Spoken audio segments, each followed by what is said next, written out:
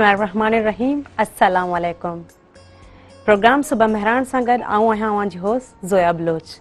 नाज़रीन, दुआ आहे जिते बि हुजो ख़ुशि हुजो, आबाद हुजो, पंहिंजनि घर भातियुनि सां, पंहिंजनि मिटनि माइटनि अज़ीज़नि दोस्तनि सां। नाज़रीन, प्रोग्राम सुबह मेहरान आहे ऐं सुबह साण असां सुबह जूं ॻाल्हियूं कंदासीं त हिकु सुबह खे बहितर कीअं बणाइजे।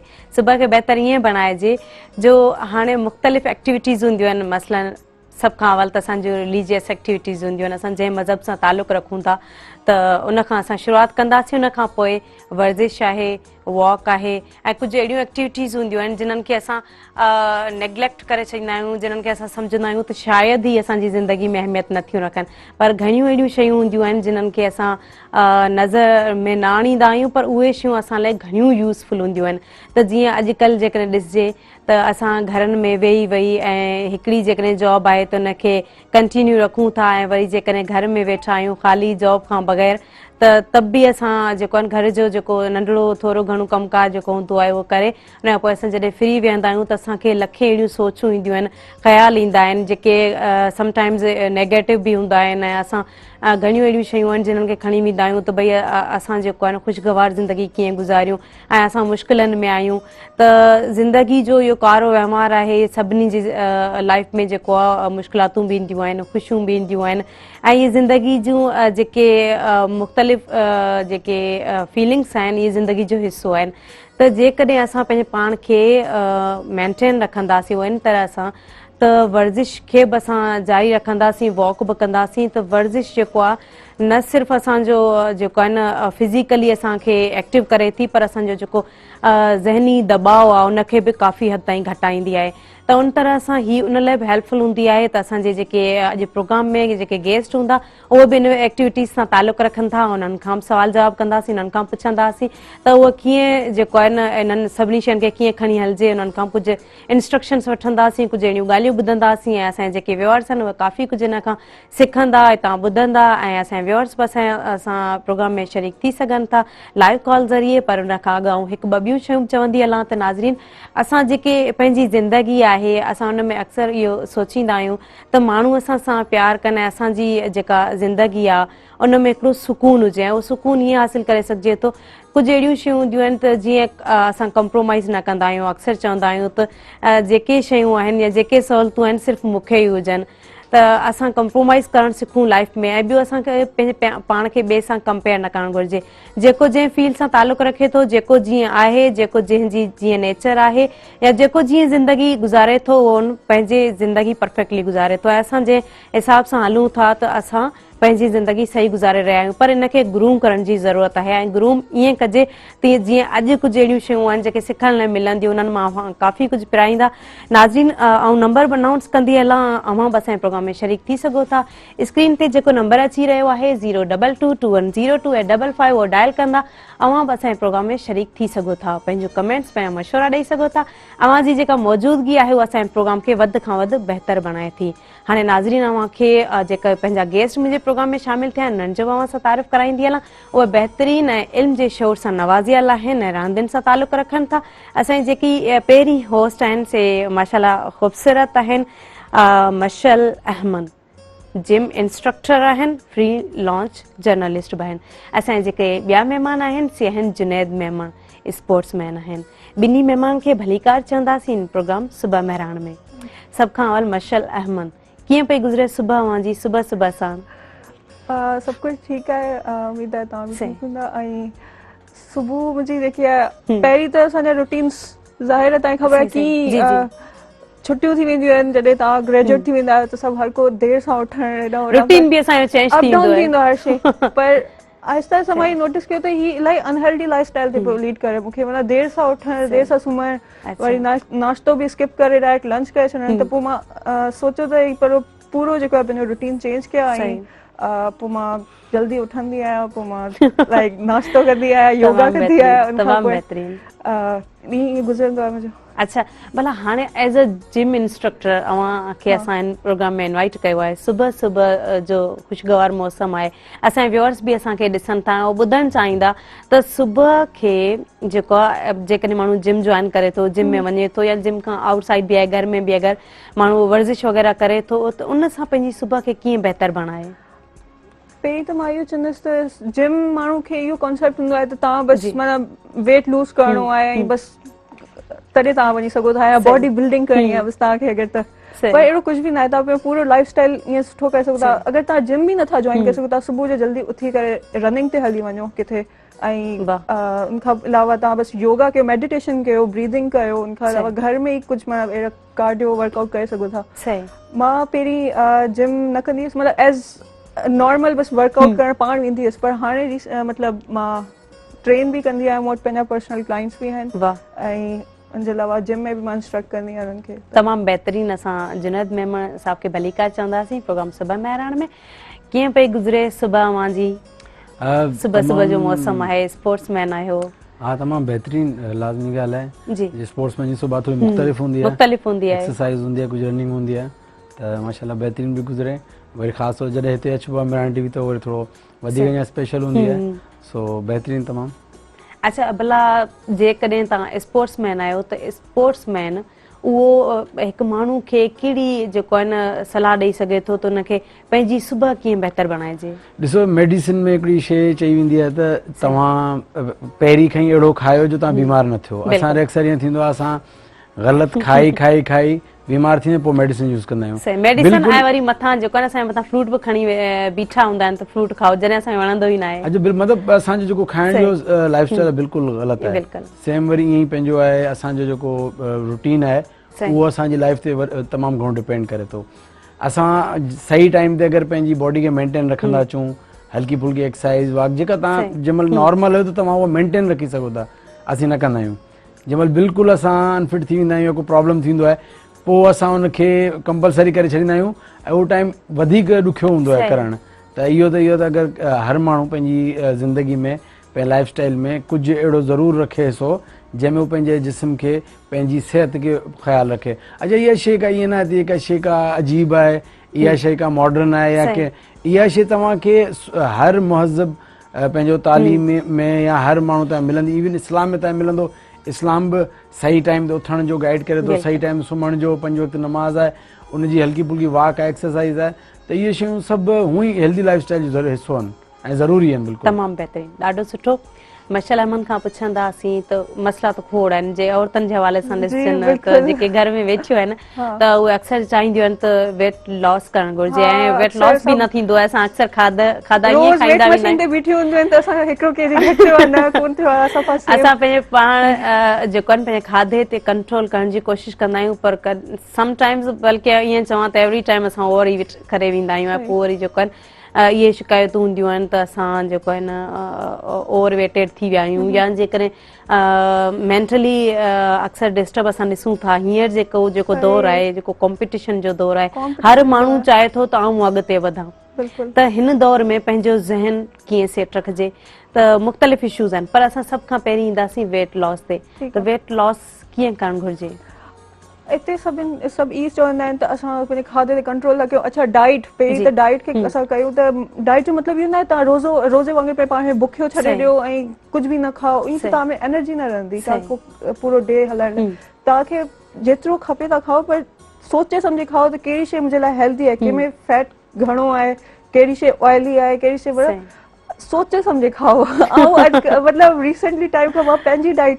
हालांकि मूंखे सभु ॾिसी चवंदा आहिनि तोखे का ज़रूरत न आहे कंहिं शइ जी पर उहो चवंदा आहिनि पर इंसान पाण खे जेको कंदो आहे उनखे ख़बर हूंदी आहे त मूंखे पाण खे मेंटेन कीअं करिणो आहे त डाइट तव्हां जेके आहे हेल्दी शयूं खाओ लाइक वेजिटेबल्स ते अची वञो तव्हां चिकन खाओ मीट जेको आहे तव्हां मतिलबु घटि करे छॾियो पंहिंजो छो जो उहो इलाही में फैट आहे इलाही त चिकन में प्रोटीन आहे प्रोटीन तव्हां लाइ इलाही बहितरीनु आहे दालूं खाओ चांवर बि मतिलबु ब्राउन खाओ वाइट राइस हूंदा आहिनि ब्राउन राइस हूंदा आहिनि तव्हां उहे खाओ ऐं कॉर्नफ्लोर खे पहिरें कट ऑफ करे छॾियो पूरे क्रिस्पी बर्गर्स या तव्हां ग्रिल्ड चिकन खाई सघो था ग्रिल्ड चिकन बर्गर्स खाई सघो था ऐं फ्रूट्स ऑब्वियसली ऐं ओट्स चवंदा आहिनि जेको पुडिंग वग़ैरह करे खाईंदा लोबिया वग़ैरह या जेके चौरा चवंदा आहियूं जी जी उहे शयूं बीन्स वग़ैरह चौरा हेल्दी शयूं खाओ जेतिरो पोइ भले जेतिरो खपे खाओ उन सां तव्हांजो वेट न वधंदो सही एनर्जी ईंदी तव्हां में। अच्छा इहा थी वई त माना हिकिड़ो जेकॾहिं सभु जेको अफोर्ड करे सघे थो सही। पर असांखे थोरो उहो बि ॿुधायो छो जो असांजा जेके व्यूअर्स आहिनि उन्हनि में न सिर्फ़ु अमीर पर ग़रीब बि तालुक़ रखनि था इहे शयूं त त हाणे ॾिसो जेकॾहिं का छोकिरी वेट पंहिंजो लूज़ करणु चाहे थी त उन सां छा थींदो आहे जो हूअ पंहिंजी जेका प्रॉपर डाइट जेको जंहिं हिसाब सां उहो खाए पीए पई त उन डाइट खे थोरो लाइट वठे थी ऐं उन जे बजाए कुझु अहिड़ियूं सप्लीमेंट्स आहिनि जेके पंहिंजी लाइफ में या पंहिंजे डाइट में आणे थी मसलन एप्पल थी वियो मसलन एग थी वियो या जीअं अवां कुझु शयूं ॿुधायूं आहिनि पर उहो कीअं करे जेको हिकिड़ो ग़रीब आहे त उहो पंहिंजो वेट कीअं जेको आहे लूज़ करे ऐं हीअ सभु शयूं जेके इन्हनि खे इग्नोर करे थो इन्हनि सभिनी शयुनि खां वठण खां जेको आहे न उहो थोरो परहेज़ करे थो त अच्छा ऐं ग़रीब न चवंदसि छो जो ही मुनासिब लाइ न आहे पर मतिलबु अफोर्डेबल में अफोर्डेबल हुजनि चऊं त अक्सर मां ॾिठो आहे माण्हू बिरयानी खाई चवंदा आहिनि का शइ सम्झ में न ईंदी आहे त बिरयानी सही त इहा इलाही अनहेल्दी शइ आहे तव्हां वीक में हिकु दफ़ा खाओ दैट्स फाइन पर मतिलबु तव्हां ऐं छोकिरियुनि खे जेकॾहिं ॾिसूं त उहे छोकिरियूं खाईंदियूं ई चांवर घणो आहिनि शौक़ीअ तरह सां बसि बिरयानी जेकॾहिं ॻाल्हि खां पुछियो वञे त तव्हांजी जेका फेवरेट डिश आहे उहा कहिड़ी आहे त बिरयानी कढ़ाई इहे शयूं सही इन्हनि शयुनि खे छॾे बि नथो सघिजे ऐं वरी वेट घटाइण चाहिनि घटि करे सघनि था तव्हां वीक में हिकु दफ़ा चीट डे आऊं कंटिन्यू कयां अगरि अफोर्डेबल न आहे पोइ त पाण वेट कोन गेन थींदो उहो ई ॻाल्हि आहे उनखे चओ त खा अगरि अफोर्डेबल न आहे त हुन हूअं ई फूड घटिजी वेंदो पर इन सां वीकनेस बि वधनि थियूं न वीकनेस तव्हां ॾिसो न तव्हांजो जेको बजट हुजे कहिड़ो बि हुजे तव्हां हर बजट में डाइट खे मेंटेन करे सघो था असल ॻाल्हि आहे त वेट लूज़ जो त इशू न आहे न पोइ त तव्हां हूअं ई घटि खाईंदव तव्हांखे पैसा तॾहिं इलाही खपे तव्हां इलाही खाइणो हुजे मतिलबु तव्हांजो मूंखे पंहिंजी बॉडी खे इलाही ज़बरदस्त मसल मास खपे तव्हांखे वे प्रोटीन खपे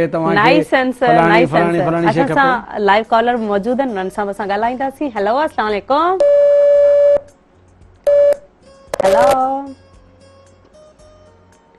हेलो सॉरी कॉल ड्रॉप थी वई ऐं वरी अवां ट्राई कयो अवांजी जेका शमूलियत आहे उहा असांजे प्रोग्राम खे बहितरीन बणाए थी असांखे ॾाढी ख़ुशी थींदी आहे जॾहिं कॉल करे असांजे प्रोग्राम में शामिल थींदा आहियो असांजे महिमाननि सां असां सां गुफ़्तगू कंदा आहियो त ट्राई कंदा रहो इनशाला अवांजी जेको आहे न कॉल वरी डायल थी वेंदी लॻी वेंदी आहे असां सां मुलाक़ात थी सघे थी असांजे व्यूअर सां असांजे गेस्ट सां ॻाल्हाए सघो था जी जुनैद साहब ॻाल्हि पई हले त हूअं ई स्लिम स्मार्ट हूंदा आहिनि जेकॾहिं तव्हां चओ त केरु अफोर्डेबल न आहे त हुन में फूड घटिजी वियो त लाज़मी ॻाल्हि आहे हुनखे त मोटापो न थियणु घुरिजे एक्चुअली असल मसलो बजट जो आहे असल असांजी जेके ईटिंग हैबिट्स आहिनि न उहे ख़राबु आहिनि ख़ासि तौर ते तव्हां शायदि इहो सोचींदा त यार घर जी मानी खाओ तव्हां फिट रहंदा पर तव्हां मज़े वारी ॻाल्हि ॿुधायो त असांजे घर में हिकिड़ो मोटापो आहे घर जी मानी जो छो त ओवर कार्ब जेको ओवर थियो वञनि असांजे मानी ऐं चांवर ॿ शयूं अहिड़ियूं आहिनि जेके कंपलसरी आहिनि माना कंपलसरी आहिनि त ॿार असां नाश्ते में 2 मानियूं ॾींहं जो 3 मानियूं राति जो वरी 2 मानियूं हिकु चांवर जी प्लेट आहे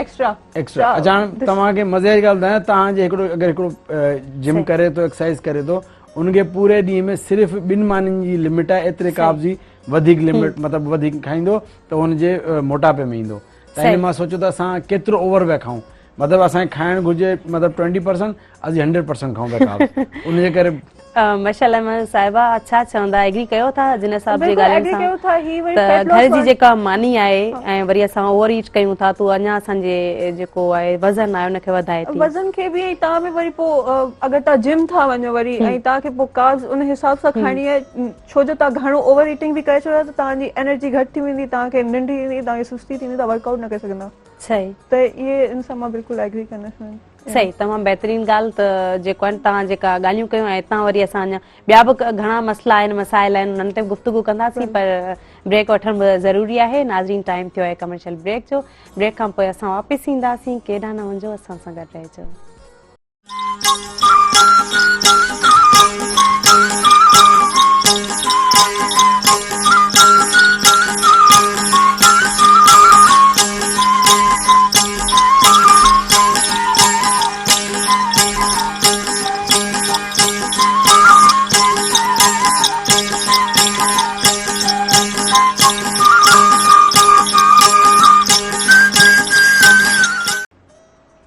वेलकम बैक व्यूअर्स मशल अहमद साहिबा असां गेस्ट गॾु आहिनि।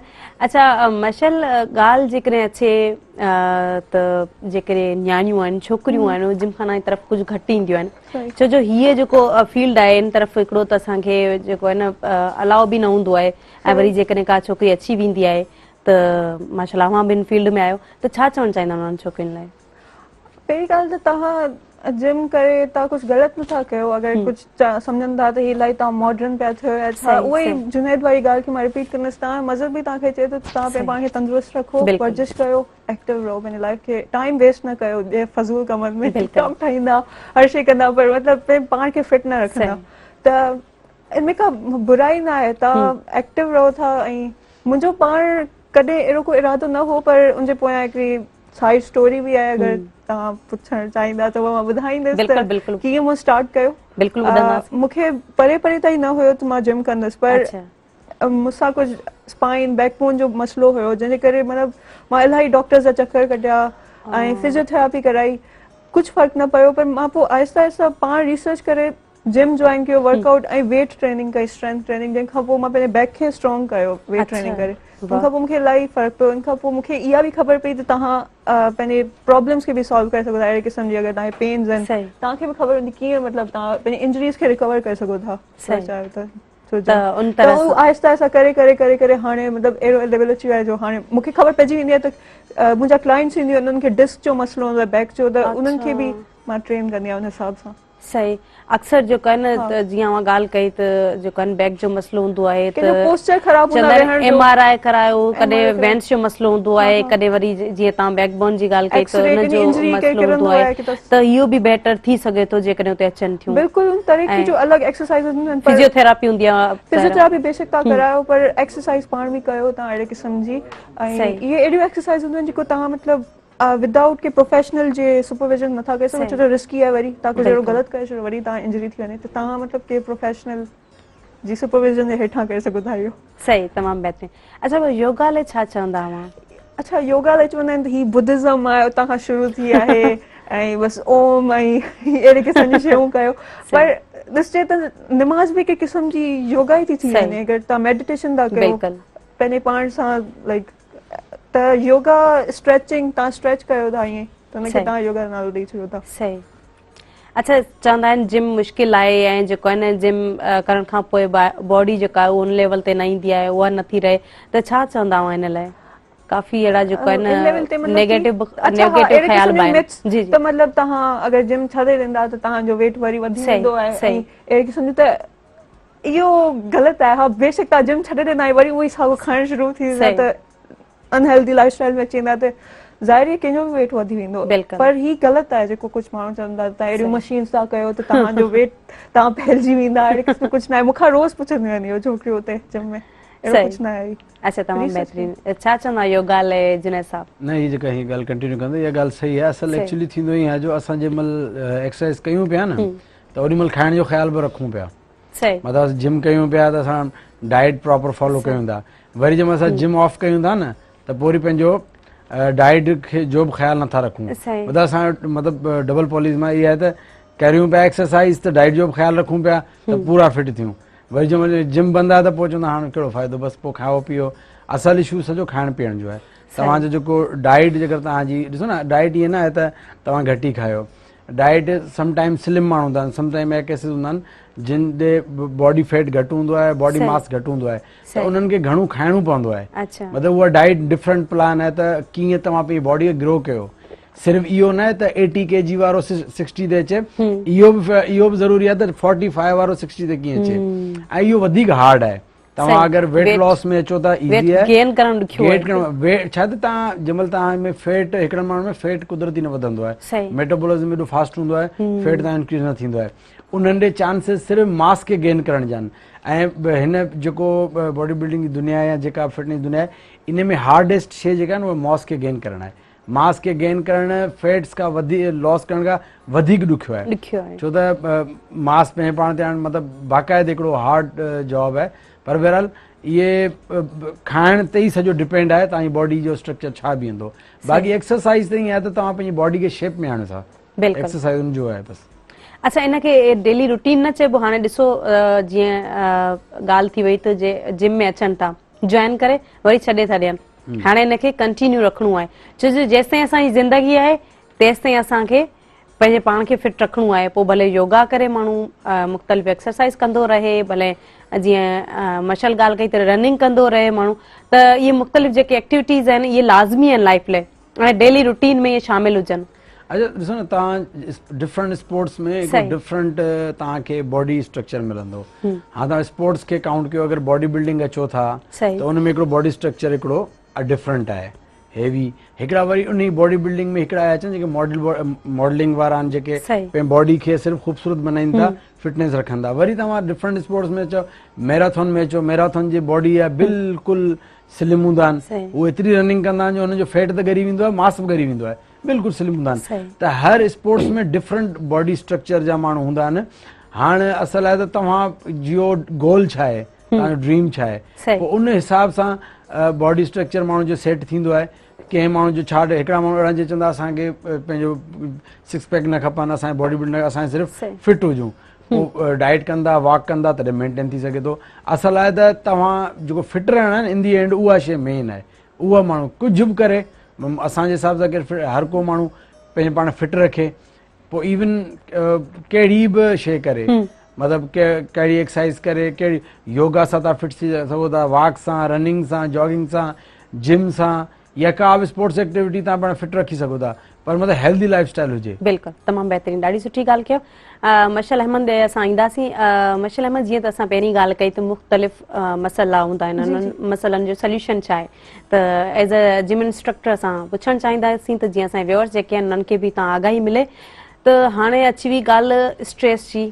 ज़हनी दबाव हूंदो आहे त उहो केतिरो इंसान रिलीज़ थी सघे थो पंहिंजो पर्सनल एक्सपीरियंस मां ॿुधाईंदसि हुनजे अलावा क्लाइंट्स बि आहिनि मुंहिंजो कुझु जेके बिलाए एजिड आहिनि पंहिंजी 50s में 40s में उहे बि ईंदियूं आहिनि जिम में ऐं हिकिड़ी ईंदी हुई उहा चवंदी त ॾाढो मां परेशान आहियां या कुझु इशूज़ हुआ त मां हुनखे मतिलबु इलाही मोटिवेट कयो हुनजो मतिलबु सॼो सिस्टम तव्हां अगरि स्ट्रेस में आहियो तव्हांजी वरी तव्हांजी पूरी हेल्थ तव्हां थकल महसूसु कंदा आहियो बस माना चिड़चिड़ो हूंदो आहे घर वारनि सां दोस्तनि सां बि हुनजो जेको वर्ताव हूंदो आहे सही न हूंदो आहे या तव्हां दोस्तियूं तव्हां ख़तमु थींदियूं आहिनि आहिस्ता आहिस्ता तव्हांजो दिलि न लॻंदो आहे किथे वञण जो कुझु करण जो ऐं तव्हांजी बुख बि या त तव्हां ओवर ईटिंग कंदा आहियो स्ट्रेस में या तव्हां बिल्कुलु छॾे ॾींदा बिल्कुलु त ही सॼो वरी तव्हांजो सॼो मेटाबॉलिज़म सॼो ख़राबु थी वेंदो आहे तॾहिं त इहो बि वरी चवंदा आहिनि त वर्जिश ठीकु आहे जिम नथा वञी सघो तव्हां घर में अहिड़े कुझु शयूं वठी छॾियो ट्रेडमिल वठी छॾियो अहिड़ी मशीन वठी छॾियो तव्हां उहो कयो ऐं उहा शइ आहे जीअं कार खे रवा रखणु खपे तीअं बॉडी खे बि तव्हां हीअं हलाइणो पवंदो आहे मतिलबु ईअं त तव्हां ज़ंग लॻी ईंदा पंहिंजे त मेंटली बि तव्हांखे ईअं इलाही रिलीफ मिलंदो आहे तव्हांखे हिकिड़ी शइ एड कंदसि त गर्ल्स जेके असांजे मुआशरे में वुमेन आहिनि पंहिंजी ब्यूटी लाइ इलाही मतिलबु परेशान हूंदियूं आहिनि ठीकु आहे मूंखे हैरत थींदी आहे मेकअप जो एॾो टेंशन कपिड़नि जो एॾो टेंशन वारनि जो एॾो टेंशन हज़ारो रुपया पंहिंजा ख़राब मतिलबु यूज़ कंदियूं कपिड़नि जे हर शइ पोयां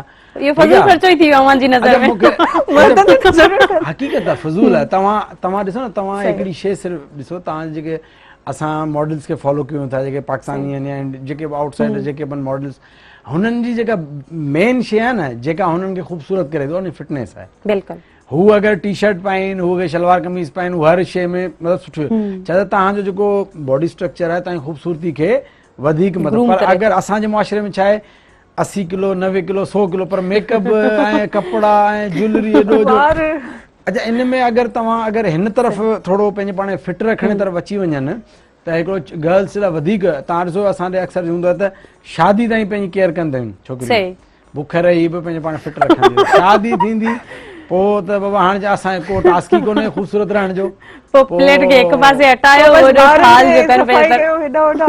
इहो न हुजणु घुरिजे पंहिंजे फिटनेस ऐं ॾिसो न हर माण्हू ॾिसो असां मेकअप जो प्लान कयूं था कपिड़नि जो प्लान कयूं था तव्हां थोरो पंहिंजो प्लान कयो तव्हांजी बॉडी स्ट्रक्चर छा आहे तव्हां अगरि हेवी आहियो त अहिड़ो खाओ जो तव्हां थुल्हा न थियो अगरि तव्हां वीक आहियो त तव्हां अहिड़ो खाओ तव्हां थोरो मतिलबु पंहिंजी बॉडी मेंटेन इहो ज़रूरी बि आहे ऐं हेल्थ वाइज़ बि ज़रूरी आहे तमामु सुभाणे अगरि तव्हां अनफिट आहियो त बीमारियुनि जा मसइला असांजे केतिरा मसइला आहिनि हार्ट जा इन हवाले सां काफ़ी सारा त डायबिटिक या जेके बि इशूज़ आहिनि इहे सभु खाइण जे करे जॾहिं असां हैवी हूंदा आहियूं जॾहिं असांजो इलाही वज़न हूंदो आहे तॾहिं इहे बीमारियूं असां ते अटैक कंदियूं आहिनि पोइ भले डायबिटीज़ थी वई या दिलि जूं बीमारियूं आहिनि या ॿियूं बि बीमारियूं काफ़ी खोड़ सारियूं अहिड़ियूं बीमारियूं आहिनि जेके असांखे असां ते हमलो असांजे मुआशरे में ॿियो हिकिड़ो मसइलो आहे ख़ासि तौर ते वुमेन लाइ असांजे माहौल अहिड़ो आहे जो औरतुनि जे लाइ ॿाहिरि निकिरणु थोरो हार्ड आहे मतिलबु अगरि बॉय असां ॾे त अहिड़ो मुआशिरो आहे अगरि को छोकिरो बि रोड ते रनिंग करे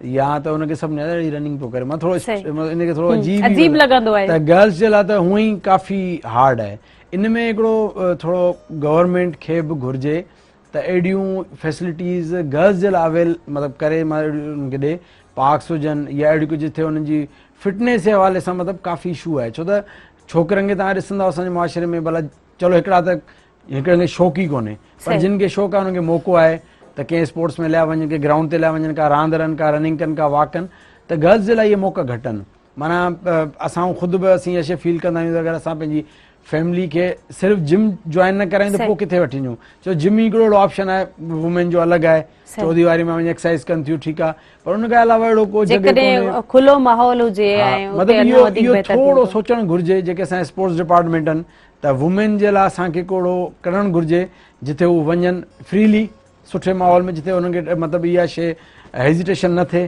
पंहिंजी वॉक कनि पंहिंजी एक्सरसाइज कनि त इहो हुननि खे हिन मुआशिरे में ॾियणु ख़ासि तौर ते असांजे मुआशिरे में जिथे औरतुनि में अनफिट बि तमामु घणा आहिनि ऐं वरी इहो सहूलियत में आहे त किथे वञनि सही ॾाढी सुठी ॻाल्हि कयो मशल खां बि असां पुछंदासीं त मशल ॾिसो जेकॾहिं ॿाहिरिनि मुल्कनि में असां ॾिसूं आया हुते PhD बि करे रही आहियां त अक्सर असां हुते पार्क हूंदा हुआ त असां पार्क्स में वेंदा हुआसीं ऐं हुते न सिर्फ़ु असां बल्कि उते जेके उन नेबर में जेके औरतूं रहनि थियूं उहे औरतूं पंहिंजनि हस्बैंड सां या पंहिंजनि ॿारनि सां गॾु ईंदियूं हुयूं हुते ऐं सभु वॉक पिया कंदा हुते त इहो सिस्टम जेको हुयो ऐं हर पाड़े में ऐं हर जेको आहे न जेको पोर्शन में अलॻि अलॻि सभिनी जा मुख़्तलिफ़ पार्क्स ठहियल हूंदा त इहो घणो ईज़ी हूंदो हू ईंदा हुते पंहिंजो जेको आहे न हिकिड़ो त असां हुननि जो घणो वेट बि कंहिंखे कोन ॾिठो जीअं पंहिंजे मुल्क में ॾिसूं था त माण्हू घणा जेको आहे न पंहिंजा ओवर वेटेड ॾिसूं था त हुते माण्हू स्लिम स्मार्ट सभ खां अवल ख़ूबसूरत ॾिसण में बाक़ाइदा उन्हनि जी स्किन बि ग्लो कंदी हुई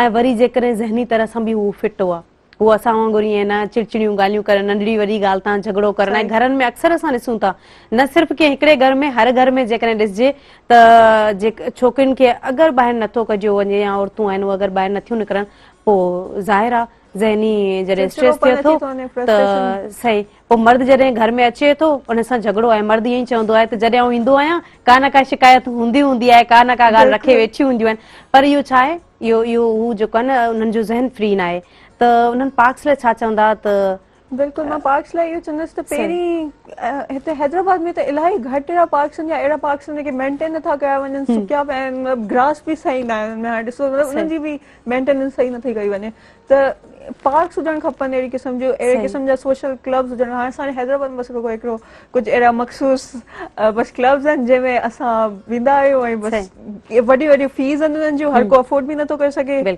अहिड़े क़िस्म जी माना प्रॉब्लम्स आहिनि हिते त गवर्नमेंट खे एक्शन खणणु खपे छो जो सॼो तव्हां ॾिठो वञे तव्हांजी हर शइ तव्हांजे मुल्क में जेके तव्हांजा ऑफिसर्स आहिनि हर फील्ड में तव्हांजो जेको आहे अगरि तव्हां मेंटली फिट न आहियो अगरि तव्हां मेंटली स्ट्रॉन्ग न आहियो या फिज़िकली फिट न आहियो त के बि तव्हां डिपार्टमेंट में सही ऑफिसर बि नथा थी सघो छो जो तव्हां पंहिंजे कम सां तव्हां बीमार हूंदा त तव्हां पंहिंजे ऑफिस में न अची सघंदा तव्हां मेंटली स्ट्रॉन्ग न हूंदा ऐं तव्हां चिड़चिड़ोपन हूंदो त तव्हां पंहिंजे क्लाइंट सां सही डील न करे सघंदा सॼो सिस्टम ई सोचियो वञे त सॼो तव्हां फिटनेस मेंटली फिजिकली काफ़ी हद ताईं जेका असांजी अपियरिंग जेका हूंदी आहे उहा डिपेंड करे थी छो जो असांजी अपियरिंग जेकॾहिं सुठी हूंदी आहे त असांजो ज़हन बि ख़ुशि ऐं मुतमइन हूंदो आहे त काफ़ी अहिड़ियूं शयूं हूंदियूं आहिनि ऐं अञा काफ़ी अहिड़ियूं ॻाल्हियूं आहिनि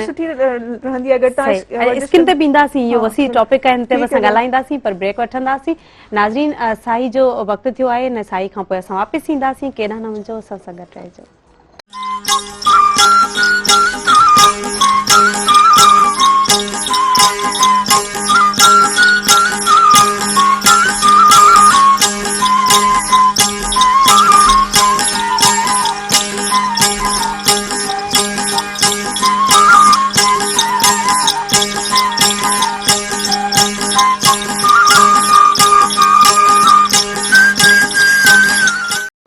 वेलकम बैक व्यूअर्स।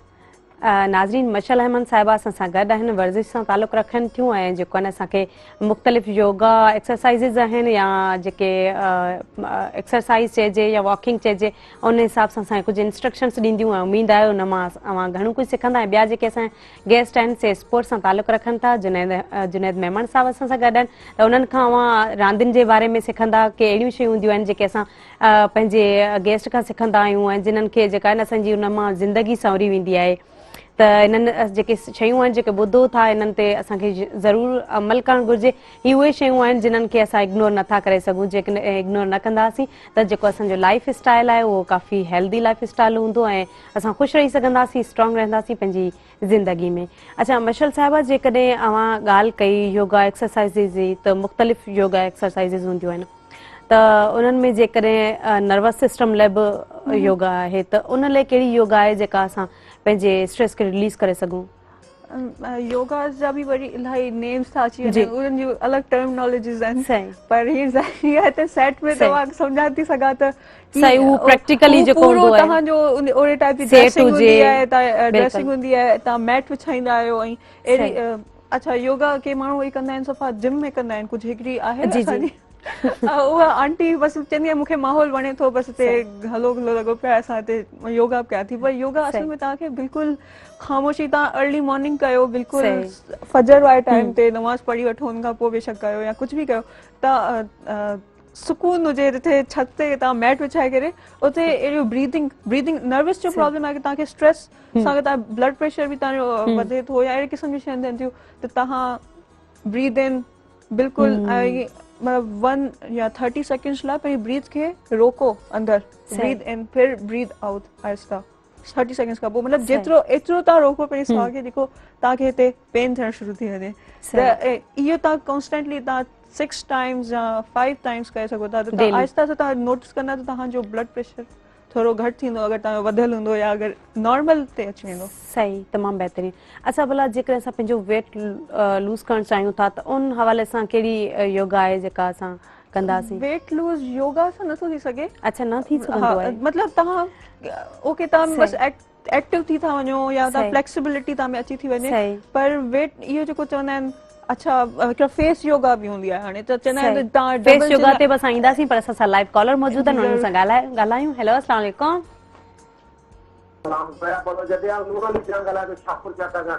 भलीकार चवंदासीं, प्रोग्राम सुबह महिराण में कीअं पियो लॻे प्रोग्राम? प्रोग्राम वरी असां मेहरान जा अॻे मेहरान जी जनाब असांजो माना खा आहे मेहरान जा असां मामू आहियूं बहितरीन तमामु ॿ महिमान वेठा आहिनि, हिनखे वेलकम चऊं था जुनैद साहिब खे ऐं असांजी नगरी खे। जी जी, असां पाण फ्री कयूं, मां पाण ठेकर ॾिसण आहियां, पाण हॉकी जो बहितरीन सांगा ज़िले जो खिलाड़ी आहियां, बहितरीन ॾाढी ख़ुशी थी मूंखे हिननि ॻाल्हियूं थी। असांखे बि ॾाढी ख़ुशी थी अवां कॉल कई, हिन प्रोग्राम में शामिल थिया। ॿियो कुझु चवणु चाहींदा? शेर ॿुधायो तव्हांजो हिकिड़ो फर्स्ट क्लास शेर। जी जी। अख था ॾिसूं, दिलि लॻाए था ॾिसूं, सही नेठ त मंज़िल मिलणी आहे वधाए था ॾिसूं, वाह, भाग संदो आज़माइण ख़ातिर दड़का खाई था ॾिसूं, मन मली कंहिंसां रूह खे रिझाए था ॾिसूं, साण पतंग अज़ल जा आशिक जान जलाए था ॾिसूं, वाह, हल्क दुखनि में रहूं चांग घड़ी। तमामु बहितरीनु, ॾाढी जेका आहिनि शाइरी सुठी हुई ऐं ॾाढी ख़ुशी थी अवां कॉल कई। हिन में जेको आहे न पंहिंजो बि जेको थोरो हिसो आहे उनखे अवां माना ईअं खणी चऊं त पंहिंजी कंट्रीब्यूशन अवां जी हिन प्रोग्राम में रही। असांजे व्यूअर्स आहिनि, उन्हनि ॿुधी हूंदी अवां जी शाइरी, अवां जूं ॻाल्हियूं, त यकीनन असांखे घणी ख़ुशी थींदी आहे जॾहिं असांजा व्यूअर्स आहिनि उहे असांजे प्रोग्राम में गॾु असां सां शरीक थींदा आहिनि।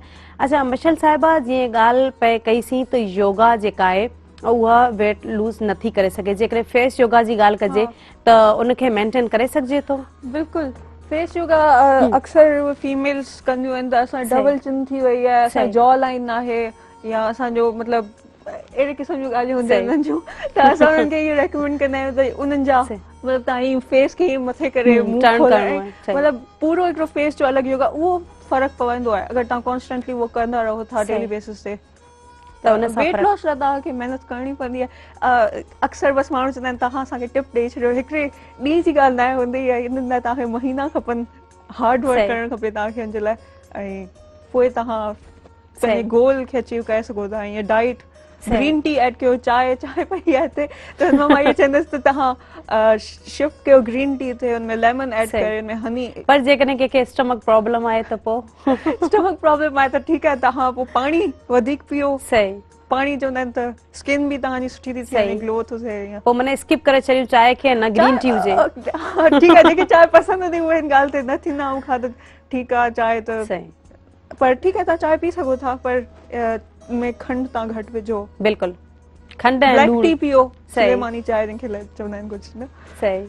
अच्छा, ही खंड ऐं लूण जेको आहे असांजी ज़िंदगी में जेकॾहिं असां उनखे स्किप करे छॾियूं, स्किप कयो या थोरो घटि कयो, घटि करे छॾियूं त उन सां बि काफ़ी जेको आहे न मसाला हल थी सघनि था। कुझु अल्टरनेट्स बि आहिनि। अगरि तव्हांखे शुगर वणे थी त तव्हां मतिलबु नेचुरल हनी विझो उन शइ में, या गुड़ हूंदो आहे, हा ब्राउन शुगर, उनखे ऐड कयो। अच्छा, उन सां बि चयो गरम आहे, उन सां बि काफ़ी थोरी सी ऐड करे छॾियो त का हर्ज न आहे।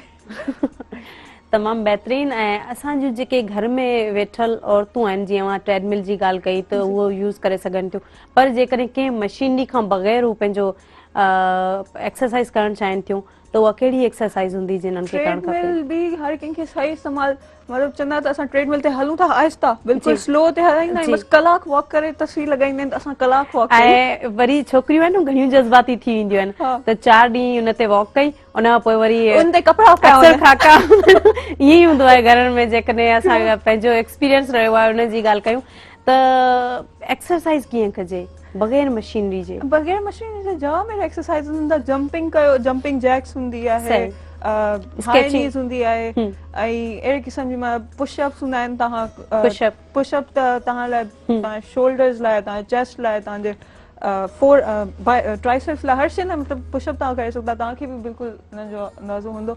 ऐं सिटअप्स हूंदा आहिनि, बेली फैट घटि करण, तव्हां सिटअप कयो, क्रंचेस कयो, अहिड़े मुख़्तलिफ़ नाला आहिनि जेके तव्हां वर्कआउट हर उहा एक्सरसाइज़ जेका तव्हांजी हार्ट बीट खे एक्सट्रीम ते खणी वञे उहा त वेट लूज़ कंदी। मतिलबु तव्हां जंपिंग कयो था या तेज़ वॉक कयो था, ॾिसो था मुंहिंजी हार्ट बीट मतिलबु इन एक्सरसाइज़ सां इलाही एक्सट्रीम दिल्ली आहे, काफ़ी स्वेट बि अची वियो आहे। हा, स्वेट इन जो एॾो इशू न आहे, इन जेतिरो इशू न आहे। तव्हांजो हार्ट बीट जेको वञे थी न मथे, तेज़ थी वञे त उन में तव्हांजो वेट लूज़ थींदो आहे। मां सम्झो तव्हां हाणे कुझु कयो पिया, जो हाणे त माना पोइ तव्हां जंपिंग, मतिलबु तव्हां घर जो पुछो न घर में कहिड़ी एक्सरसाइज़ कजे, त घर में तव्हां ॾे मुंहिंजे हिसाब सां जंपिंग खां बेस्ट एक्सरसाइज़ का कान्हे।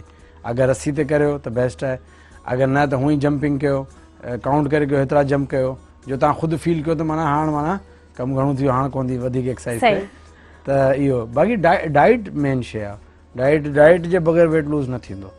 जेसि ताईं तव्हां पंहिंजी ईटिंग हैबिट सही न कंदव कतन न थींदो। भले तव्हां केतिरी एक्सरसाइज़ कयो, इवन केतिरा सप्लीमेंट वठो, इहो हिननि चयो त तव्हां पीओ ग्रीन टी या छा सप्लीमेंट आहे, इन सां को फ़र्क़ु न पवंदो। तव्हां हिकिड़े पासा ज़िंगर खाओ, पिज़्ज़ा खाओ, कढ़ाई खाओ, ॿिए पासे जो ग्रीन टी पी, हाणे वेट लूज़ थींदो कतन कोन थींदो। डाइजेशन थी वेंदी।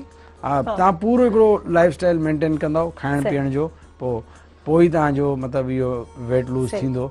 जेको गोल अचीव थींदो बाद में थींदो, पहिरीं तव्हां ईटिंग हैबिट्स तव्हांखे, पोइ इहो तव्हांखे हिकिड़ी क़िस्म जी एजुकेशन आहे। असांखे मसइलो आहे त असांजे माण्हुनि खे इहा त ख़बर आहे मथे सूर जी कहिड़ी गोरी आहे, बुखार जी कहिड़ी गोरी आहे, हीअ कहिड़ी गोरी आहे, पर इहो ख़बर न आहे त खाइणो छा आहे। मतिलबु अगरि असांखे इहो ख़बर पइजे न खाइणो छा आहे, मतिलबु असांखे ख़बर आहे असांजी हींअर असांजी मानी खजी आई आहे, सिर्फ़ु न्यूट्रिशन्स ख़बर हुजनि, हिन में केतिरा कार्ब्स आहिनि, केतिरा फैट्स आहिनि, केतिरो प्रोटीन आहे। असांजी मानी में मेन सोर्सिस टे ई आहिनि, फैट्स, प्रोटीन, कार्ब्स, इहे टे शयूं। असांखे इन में केतिरी असांजी बॉडी खे नीड आहे ऐं असीं वठूं केतिरो पिया, इहो सॼो इशू आहे। असांजो असां प्रोटीन असीं ओवर नथा खाऊं, प्रोटीन असांजे लिमिट में हूंदो आहे, असांजा फैट्स ऐं कार्ब्स ओवर हूंदा आहिनि जंहिंजे करे असांखे फैट अचे थो।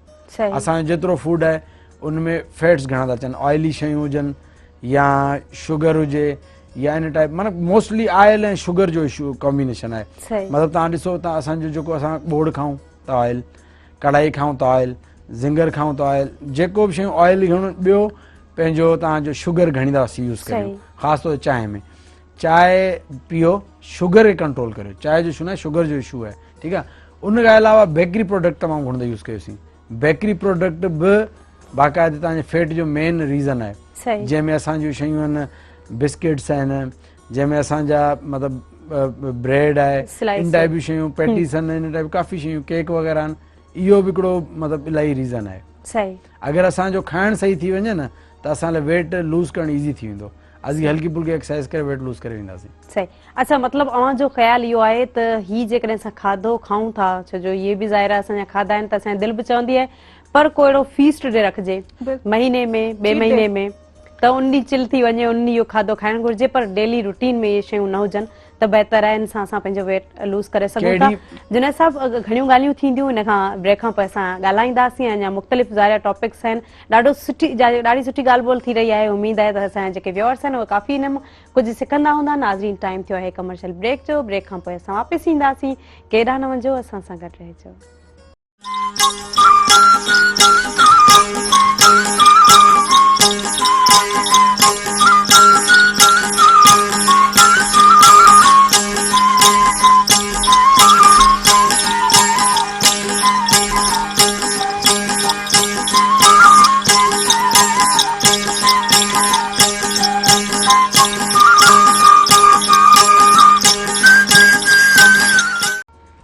Welcome back viewers. नाज़रीन, असांजे प्रोग्राम में जेके गेस्ट शामिल थिया आहिनि उन्हनि जो हिकु दफ़ो ॿीहर अव्हां सां तारीफ़ कराईंदी हलां। से जेके पहिरीं महिमान आहिनि से मशल अहमद, जिम इंस्ट्रक्टर आहिनि ऐं उन खां अलावा जर्नलिस्ट बि आहिनि, फ्री लॉन्च जर्नलिस्ट आहिनि। असांजे जेके ॿिया गेस्ट आहिनि से जुनैद मेमण आहिनि ऐं स्पोर्ट्स मैन आहिनि।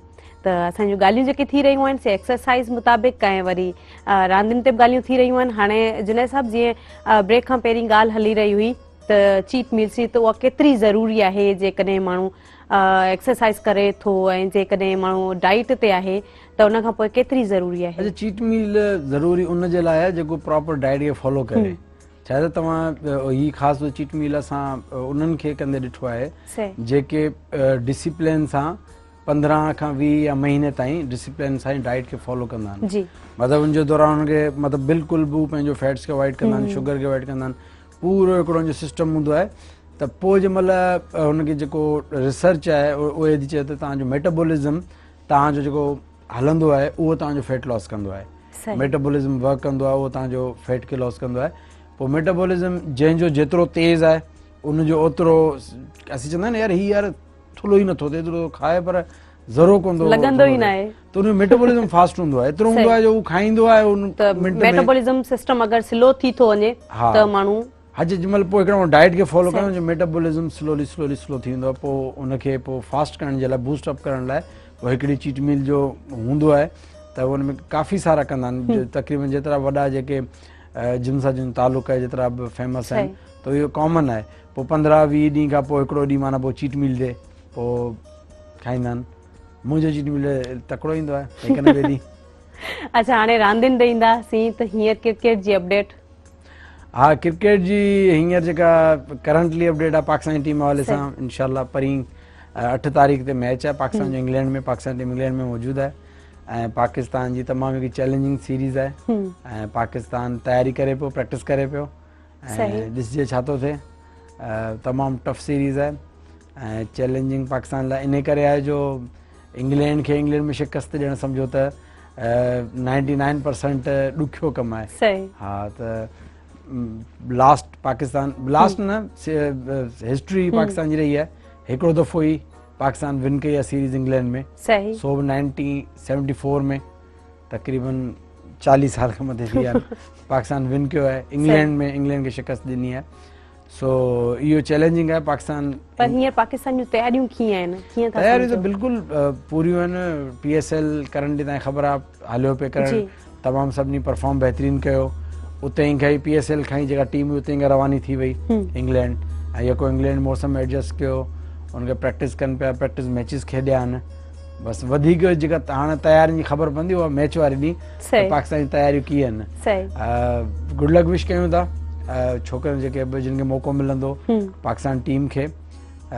यकीनन जेकर पाकिस्तान खटे थो त हिस्ट्री थी वेंदी। ॾिसजे छा थो थिए। तमामु बहितरीनु 2 वनडे आहिनि, पोइ T20 आहिनि, त बहितरीनु मतिलबु मैचिस थींदा इंशाअल्लाह।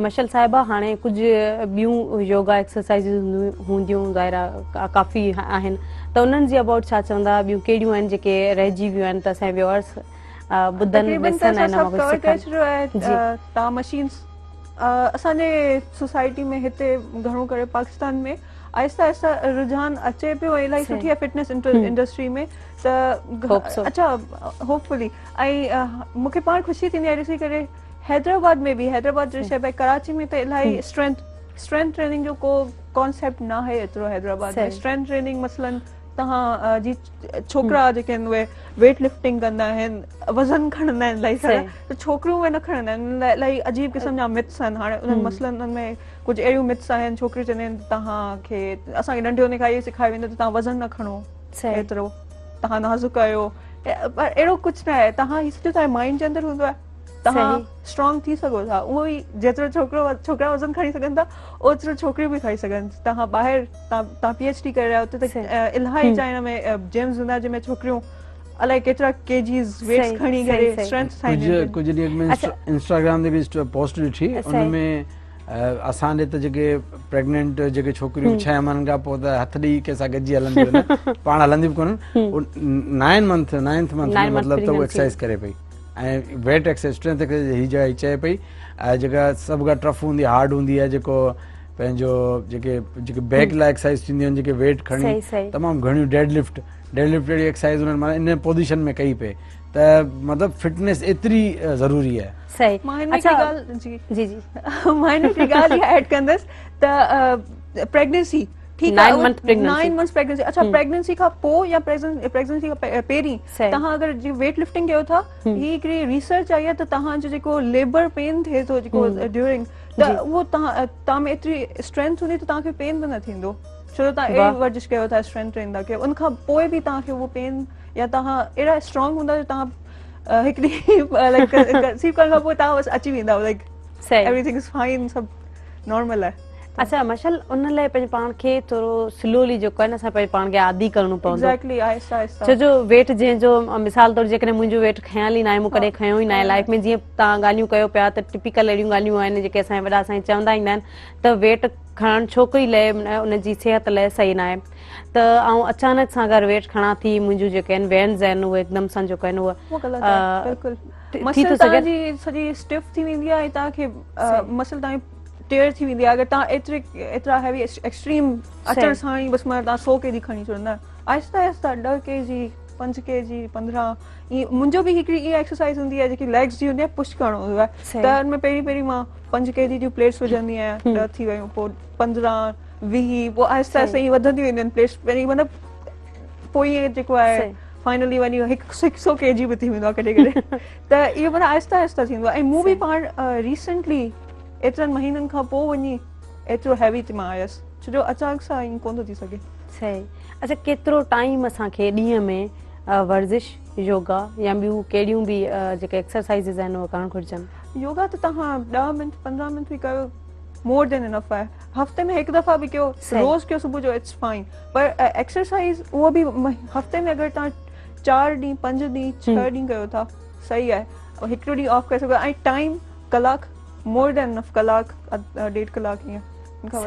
नया आहियो त तव्हां बसि अधु कलाक कयो 40 मिनट्स कयो अच्छा कुझु अहिड़ा स्टेप्स जेके अव्हां असांखे करे ॿुधायो जेके स्टेप्स ते करे सघंदसि छो जो जे लाइ वेट्स खपंदा सही आर्म्स जे लाइ हूंदो आहे लाइक तव्हांखे डंबल्स खणी बिल्कुलु जेको छोकिरा बि कंदा आहिनि ऐं मां कंदी आहियां मूंखे बि इंस्टाग्राम ते उन खां बग़ैर जेकॾहिं योगा जूं कुझु अहिड़ियूं टिप्स आहिनि जेके योगा जूं टिप्स काफ़ी हद ताईं मतिलबु थी वेंदी तव्हां काफ़ी ॿुधायूं आहिनि फेस जूं मतिलबु तव्हां घणो करे छोकिरियूं जी पाउट थींदो पाउट करे पर हू मतिलबु बिल्कुलु अंदरि तव्हांखे अच्छा छोकिरियूं चाहींदियूं त असां डिम्पी हुजूं डिम्पी पॉसिबल आहे योगा सां न डिम्पल तव्हांखे नेचुरली हूंदो आहे सही ऐं ॿियूं कहिड़ियूं एक्सरसाइज़िस आहिनि जेके असांजी स्किन लाइ वधीक यूज़फुल हुजनि सभु एक्सरसाइज़ जंहिंमें तव्हांजी ब्लड पंप इलाही तेज़ थो करे हार्ट बीट तेज़ थी थिए तव्हांखे लॻंदो तव्हां गरम तव्हांजो टेम्परेचर वधी वियो आहे तव्हांखे बुखार वांगुरु फील पियो थिए इहो बेसिकली तव्हांजो न्यू ब्लड पंप थिए थो पूरी तव्हांजी स्किन में फेस में अचे थो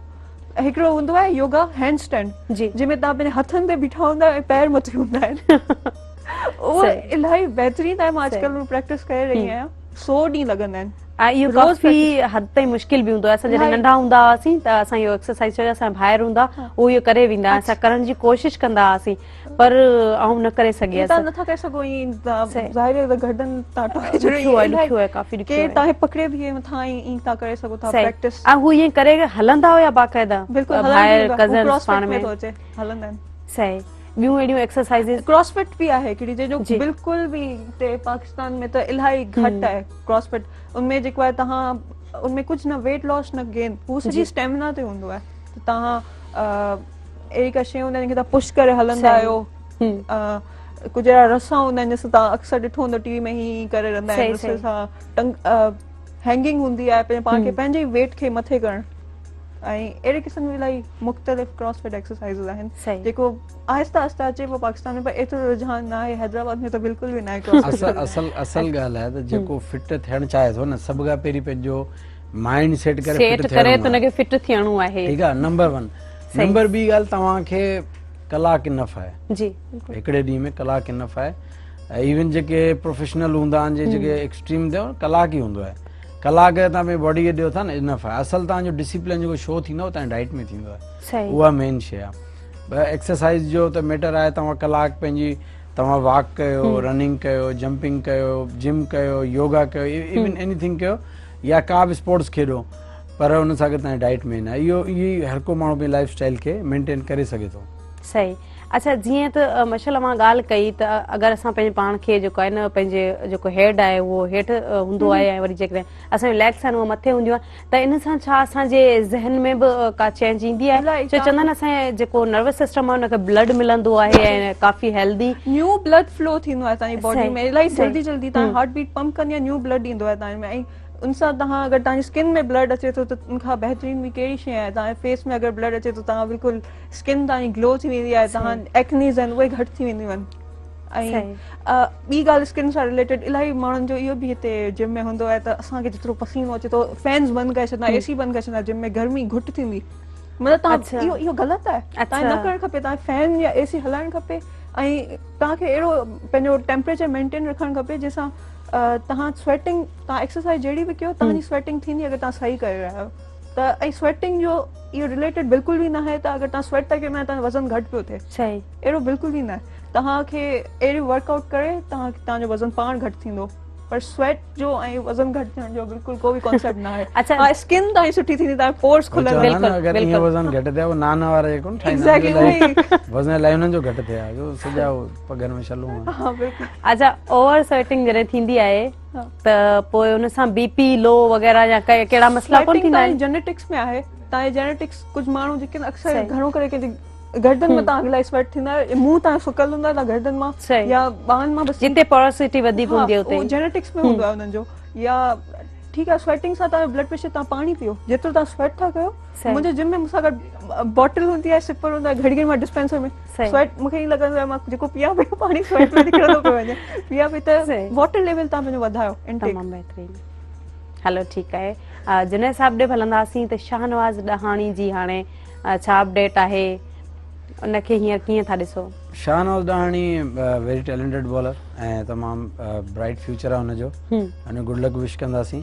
फ़िलहालु रिसेंटली त हू तयारी करे पोइ पाकिस्तान जेका टेस्ट सीरीज़ खेॾंदी हुन में नालो हुनजो टेस्ट टीम में अचणु घुरिजे हुनखे, हिन में इंग्लैंड सीरीज़ में, ODI में, T20 में, पर अनफॉर्चुनेटली टीम पहिरीं अनाउंस थी चुकी हुई PSL खां पहिरीं, ऐं बाद में हिन परफॉर्म कयो, बेस्ट बॉलर थियो, पर टीम में हुजे हा त हींअर पाकिस्तानी टीम खे इन बॉलर जी तमामु ज़रूरत आहे। अगरि शाहीन आफ़रीदी आहे या हुन सां गॾु मिसाल तौर ते शाहनवाज़ ॾहाणी हुजे हा त पाकिस्तानी बॉलिंग तमामु बहितरीनु, हसन अली हुजे हा, फ़हीम अशरफ, हारिस रऊफ़ खां बेटर ऑप्शन शाहनवाज़ ॾहाणी हो ऐं तमामु बहितरीनु ऑप्शन हो, पर अनफॉर्चुनेटली नालो हुनजो पहिरीं खां कोन हो, हाणे हुनखे हुननि एडजस्ट कोन कयो।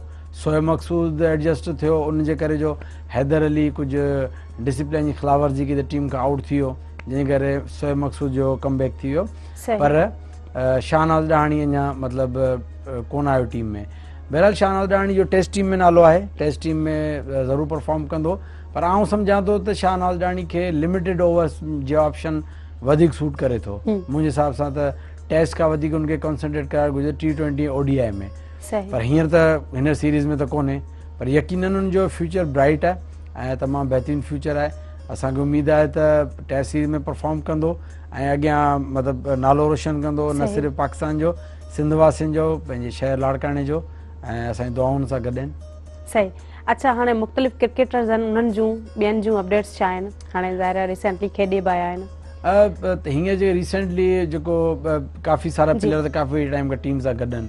उनखे अलावा शोएब मक़सूद ते ॻाल्हाईंदासीं। शोएब मक़सूद कमबैक कयो आहे टीम में, तमामु पहिरीं तमामु बहितरीनु बैटिंग कंदो, वरी टीम खां आउट ऑफ फॉर्म थी वियो, टीम खां ॿाहिरि थी वियो, पर हाणे जेको हिन PSL में प्रीवियस जेके 2-3 टूर्नामेंट थिया आहिनि, पाकिस्तान कप थियो ॿियो वग़ैरह, उनमें तमामु बहितरीनु बैटिंग करे कमबैक कयो आहे।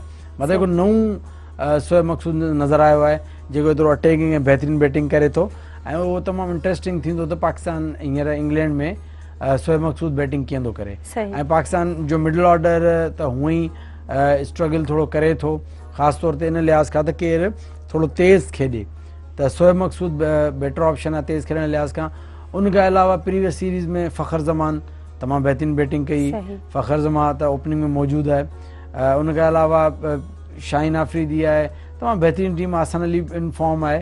हाणे असल शइ बाबर आज़म ऐं रिज़वान त हुअं ई बहितरीनु, पर हाणे ॾिसजे त जेको सीरीज़ अचे पई चैलेंजिंग सीरीज़ आहे। इंग्लैंड में शिकस्त ॾियणु तमामु ॾुखियो कमु आहे, तमामु ॾुखियो। ऐं इंशाअल्लाह जेको आहे न शिकस्त उन्हनि खे ॾींदी, असांखे उमेदूं बिल्कुलु, आहिनि, असांजी दुआऊं गॾु आहिनि, असांजी दुआऊं उन्हनि सां गॾु आहिनि। ॻाल्हियूं जारी रहंदियूं ऐं हाणे क्वालिफिकेशन ते बि ॻाल्हाईंदासीं त जेको आहे क्वालिफिकेशन जे हवाले सां त कहिड़े डिपार्टमेंट में आहे, कहिड़े सब्जेक्ट में आहे, वरी टर्न अवां जो हिन फील्ड में, त उन ते बि गुफ़्तगू थींदी। असांजा व्यूअर्स आहिनि उहे उमेद आहे त इंजॉय करे रहिया हूंदा, कुझु सिखी रहिया हूंदा। नाज़रीन, हाणे टाइम थियो आहे कमर्शियल ब्रेक जो। ब्रेक खां पोइ असां वापसि ईंदासीं, केॾांहुं न वञिजो, असां सां गॾु रहिजो।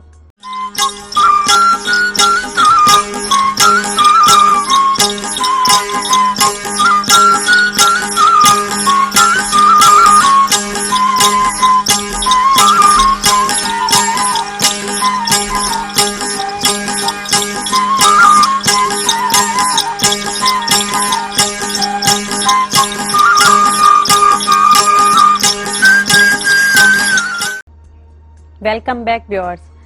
नाज़रीन, असां सां मशल साहिबा गॾु आहिनि ऐं जेके ईअं खणी चऊं मल्टी टैलेंटेड आहिनि, मुख़्तलिफ़ जेके आहिनि सब्जेक्ट्स, मुख़्तलिफ़ जेको फील्ड्स आहिनि उन्हनि में उन्हनि कमु कयो आहे, ऐं वरी उन्हनि जी एजुकेशन कहिड़े डिपार्टमेंट में आहे, कहिड़े सब्जेक्ट में आहे, ऐं उन्हनि जी जेको फैमिली बैकग्राउंड आहे उहो बि काफ़ी स्ट्रॉन्ग आहे।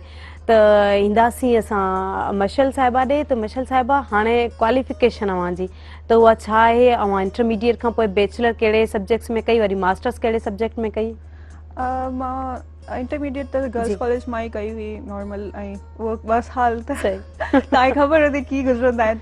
उनखां पोइ मां पढ़ाई में इलाही सीरियस हुअमि, पर कुझु अहिड़ा फेज़िस हुआ लाइफ में जेके मां डिसाइड न करे सघियमि, पर उनखां पोइ मां BBA कई जी, बैचलर्स, ऐं पोइ मां लेटर रियलाइज़ कयो त मां मुंहिंजी पर्सनैलिटी उहा न आहे त मां सुबुह जो 9 खां वठी 9 to 8 जॉब जेकी हूंदी आहे बैंक में वेही करे में पाण तसवुरु न पिए करे सघियो त लाइक इहा मुंहिंजी लाइफ हूंदी, बसि हिकिड़ी ऑफिस में अंदरि बंदि। त मां मूंखे मुख़्तलिफ़ शयूं करणियूं, मूंखे वर्ल्ड एक्सप्लोर करणो हुयो, इंटरेक्शन, त मां सोचियो मीडिया, ऐं मूंखे लिखण जो बि शौक़ु हो, जर्नलिज़म में मूंखे इंट्रस्ट हुयो, आर्टिकल्स। त मां मीडिया में जेको आहे सिंध यूनिवर्सिटी मां मीडिया एंड कम्युनिकेशन डिपार्टमेंट मां पंहिंजी मास्टर्स कई, ऐं तमामु बहितरीनु हुते असांजा टीचर्स हुआ, ऐं इलाही वक़्तु सुठो गुज़रियो, ऐं जुनैद बि मुंहिंजे क्लासमेट हुआ, असां बिल्कुलु गॾिजी पढ़ियासीं, ऐं 2 सालनि जो वक़्तु इलाही सुठो गुज़रियो। उनखां पोइ मां काविश में कमु कयो एज़ सब एडिटर जे हेठि, मतिलबु मां कमु कंदी हुअसि, न्यूज़ रिपोर्टिंग कंदी हुअसि। जे इलेक्शन थी हुई जेकी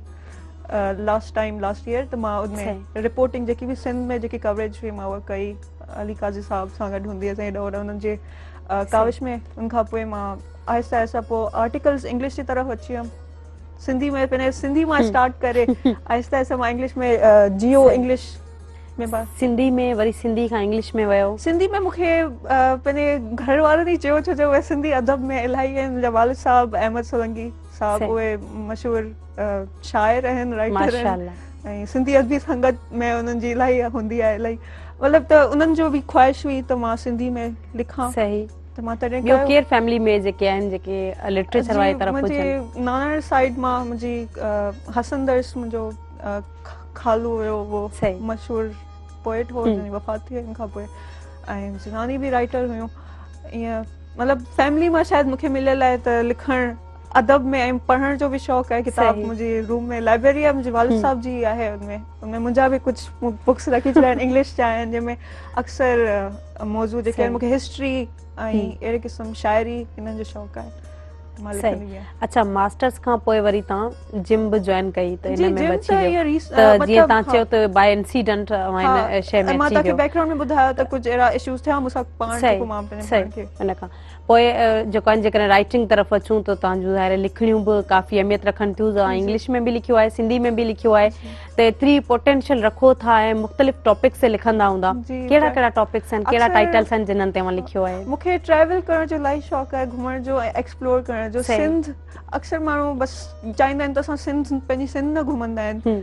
इलाही रिच आहे जेकी कल्चरली हिस्टोरिकल मतिलबु असां वटि मोहन जो दरो आहे असां वटि सखर में केतिरी जॻहियूं आहिनि असां हर मां उहे शयूं मां उते ट्रैवल एक्सप्लोर कंदा आहियो ऐं वरी कुझु लिखण चाहींदा आहियो कढियो ऐं इन खां पोइ मां उनखे दुनिया साम्हूं आणणु पिए चाहियो। अच्छा सफ़रनामा बि लिखिया आहिनि? जी उहे ट्रैवल स्टोरीज़ ई हूंदियूं आहिनि कुझु जेके द न्यूज़ इंटरनेशनल में पब्लिश थी चुकियूं आहिनि कुझु नई जियो इंग्लिश में ऐं उहे इंटरनेशनली माण्हू पढ़ंदा आहिनि ऐं माण्हुनि काफ़ी मूंखे उन थ्रू बाय ईमेल जॾहिं असांखे उन रिस्पॉन्स मिलंदो आहे त इलाही सुठी फीलिंग हूंदी आहे त तव्हां मतिलबु दुनिया खे ॾेखारे रहिया आहियो। ऐं मुंहिंजो ब्लॉग बि आहे जंहिंमें मां तस्वीरूं कढी ऐं उहे पोस्ट कंदी आहियां। सिंध मां ई मां स्टार्ट कयो आहिस्ता आहिस्ता पोइ मां पंजाब तरफ़ आयसि उहो बि सिंध जी हदनि खां पोइ भावलपुर जेको अची वेंदो आहे उन खां पोइ उहो एक्सप्लोर कयो। त मूंखे पुराणियुनि जॻहियुनि में इलाही इंट्रस्ट आहे मतिलबु जिते पुराणी बिल्डिंग्स थर पार्कर मां एक्सप्लोर कयो थर पार्कर जो लिखियो। वाह अच्छा कुझु अहिड़ियूं लिखणियूं कुझु अहिड़ियूं स्टोरीज़ जेके ॿुधाइणु चाहियो जेके शेयर करणु चाहियो? जी मां हिकिड़ो इंटरव्यू वरितो हुयो भावलपुर मां हिकिड़ी हिस्टोरियन हुई जंहिंखां मां सॼी हिस्ट्री पुछी त भावलपुर कीअं हिकिड़ो स्टेट हुई ऐं कीअं मतिलबु उहा मुंहिंजी आहे हिकिड़ी स्टोरी द न्यूज़ इंटरनेशनल में पब्लिश थी आहे जंहिंमें हुन डिटेल में ॿुधायो आहे बादशाह हुन में हूंदा हुआ सॼो हिकिड़ो प्रिंस उते जी आर्किटेक्चर आहे बिल्डिंग्स उहे सभु महल वांगुरु आहिनि हॉस्पिटल ॾिसंदा त उहे सभु महल वांगुरु ठहियल आहिनि। सही त अहिड़े क़िस्म जूं मुंहिंजूं स्टोरीज़ हूंदियूं हुयूं हुननि ते त कीअं लिखियो। ऐं मां ठठा में जेकी मस्जिद आहे असांजी शाहजहान मस्जिद मकली उन्हनि ते मां लिखियो मकली जे बारे में त कीअं स्टार्ट पाकिस्तान जो वॾे में वॾो बिल्कुलु कब्रिस्तान मकली जेकी ग्रेवयार्ड हो दुनिया जो पाकिस्तान जो बि आहे दुनिया जो बि आहे इंटरनेशनल लेवल ते मां उहो लिखियो उन ते बि हिकिड़ी मैगज़ीन में पब्लिश थियो त उहो कहिड़ो कमु उनमें कनि था क्रेविंग ऐं मस्जिद में जेको उनमें बादशाही में कहिड़ी उहो ब्लू कलर जेको कलर इस्तेमालु थियल आहे उहो कीअं हिकिड़ो प्लांट हूंदो आहे जंहिंमां उहो कलर ठहियो वेंदो आहे ब्लू कलर त उहो इस्तेमालु कयो वियो आहे मस्जिद में। अक्सर रिसर्च बि कयो था? हाँ रिसर्च भी मतलब छो जो माण्हू सम्झंदा बसि नॉर्मल रंग हूंदो पर उहो हिकिड़े प्लांट मां ठहियो त उन पोयां जेको आहे राज़ छा आहे उहो किथां आयो कीअं ज़ाहिर आहे एॾी जेका वॾी मस्जिद आहे ऐं जेका तयारु कई वई असां घुमण लाइ अक्सर वेंदा आहियूं तमामु बहितरीनु नवां जेको आहे न माना सफ़रनामा बि खणी चइजनि त भले खणी शॉर्ट स्टोरीज़ में ई सही पर लिखंदा आहियो भला पोइट्री कॾहिं लिखी आहे?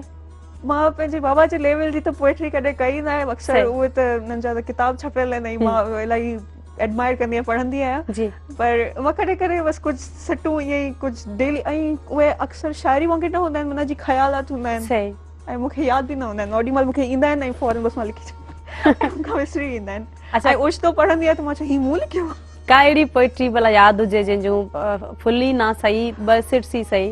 मूंखे यादि न आहिनि हूंदा। अच्छा ॿियूं कहिड़ियूं लिखणियूं आहिनि कहिड़नि टाइटल्स ते लिखियो आहे इन खां अलावा? इंग्लिश में पोएट्रीज़ पोएम्स कुझु आहिनि मां लिखंदी रहंदी हुअसि मां पोएम्स न लॻंदियूं आहिनि उहे जीअं हिकिड़ी थॉट्स हूंदा आहिनि उहे पर उहे रिदम उन्हनि जी ईअं हूंदी आहे जेको लॻंदी आहे त हीअ का शाइरी आर्टिस्टिक लेवल में त ईअं कुझु इंग्लिश में हूंदियूं आहिनि। अच्छा ही जेको तव्हां वञो था हिस्ट्रिकल जेके प्लेसिस हूंदियूं आहिनि उहो घुमो था ॾिसो था वरी उन्हनि ते सफ़रनामा लिखो था त इन जो फ़ाइदो छा आहे?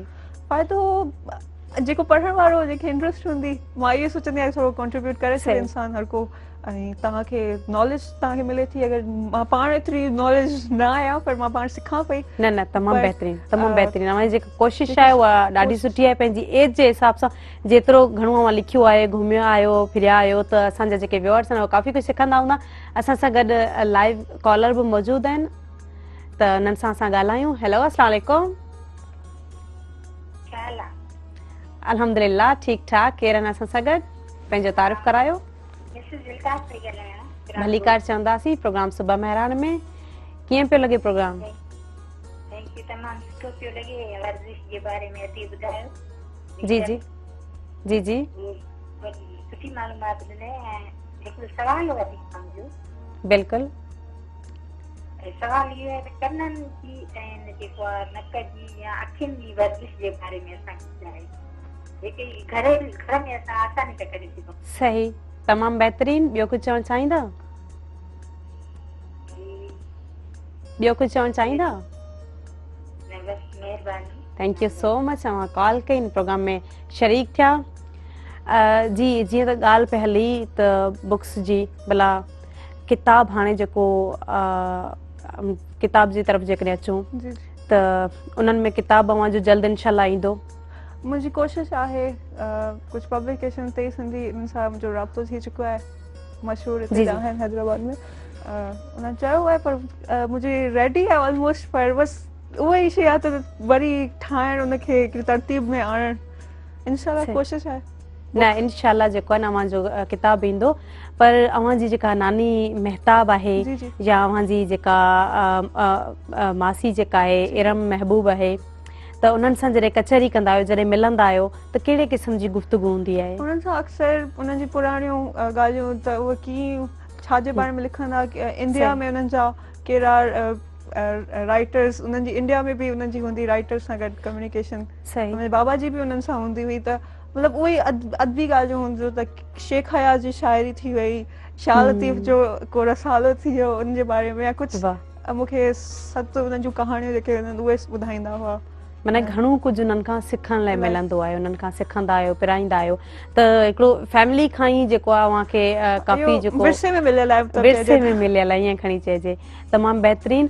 पर जेकॾहिं अव्हां कालम वारी साइड अचो त कालम बि लिखिया आहिनि? जी जी, मूं ट्रांसजेंडर्स ते लिखियो, जॾहिं उन्हनि खे वोट न पियो मिलण जो थियो त उन्हनि ते मां उन्हनि जे हिते हैदराबाद में वियमि उन्हनि वटि, ऐं उन्हनि सां मुलाक़ात थी, उन्हनि इलाही सुठी मुंहिंजी महिमान नवाज़ी कई हुई ऐं इलाही सुठो लॻो। ऐं ई हिकिड़ी कुझु सिंगर्स पाड़ो आहे उन्हनि जो, सिंगर्स जो हिते, उते बि वियसि, उन्हनि जे बारे में कॉलम हुयो कुझु। ऐं रीसेंट इलेक्शन जेकी थी हुई जंहिंमें मां लिखियो हुयो उन्हनि जे बारे में, त केतिरा परसेंट वोट किथे मिलिया, मतिलबु अहिड़े क़िस्म जा न्यूज़ कवरेज माना थी वई। सही, तमामु बहितरीनु।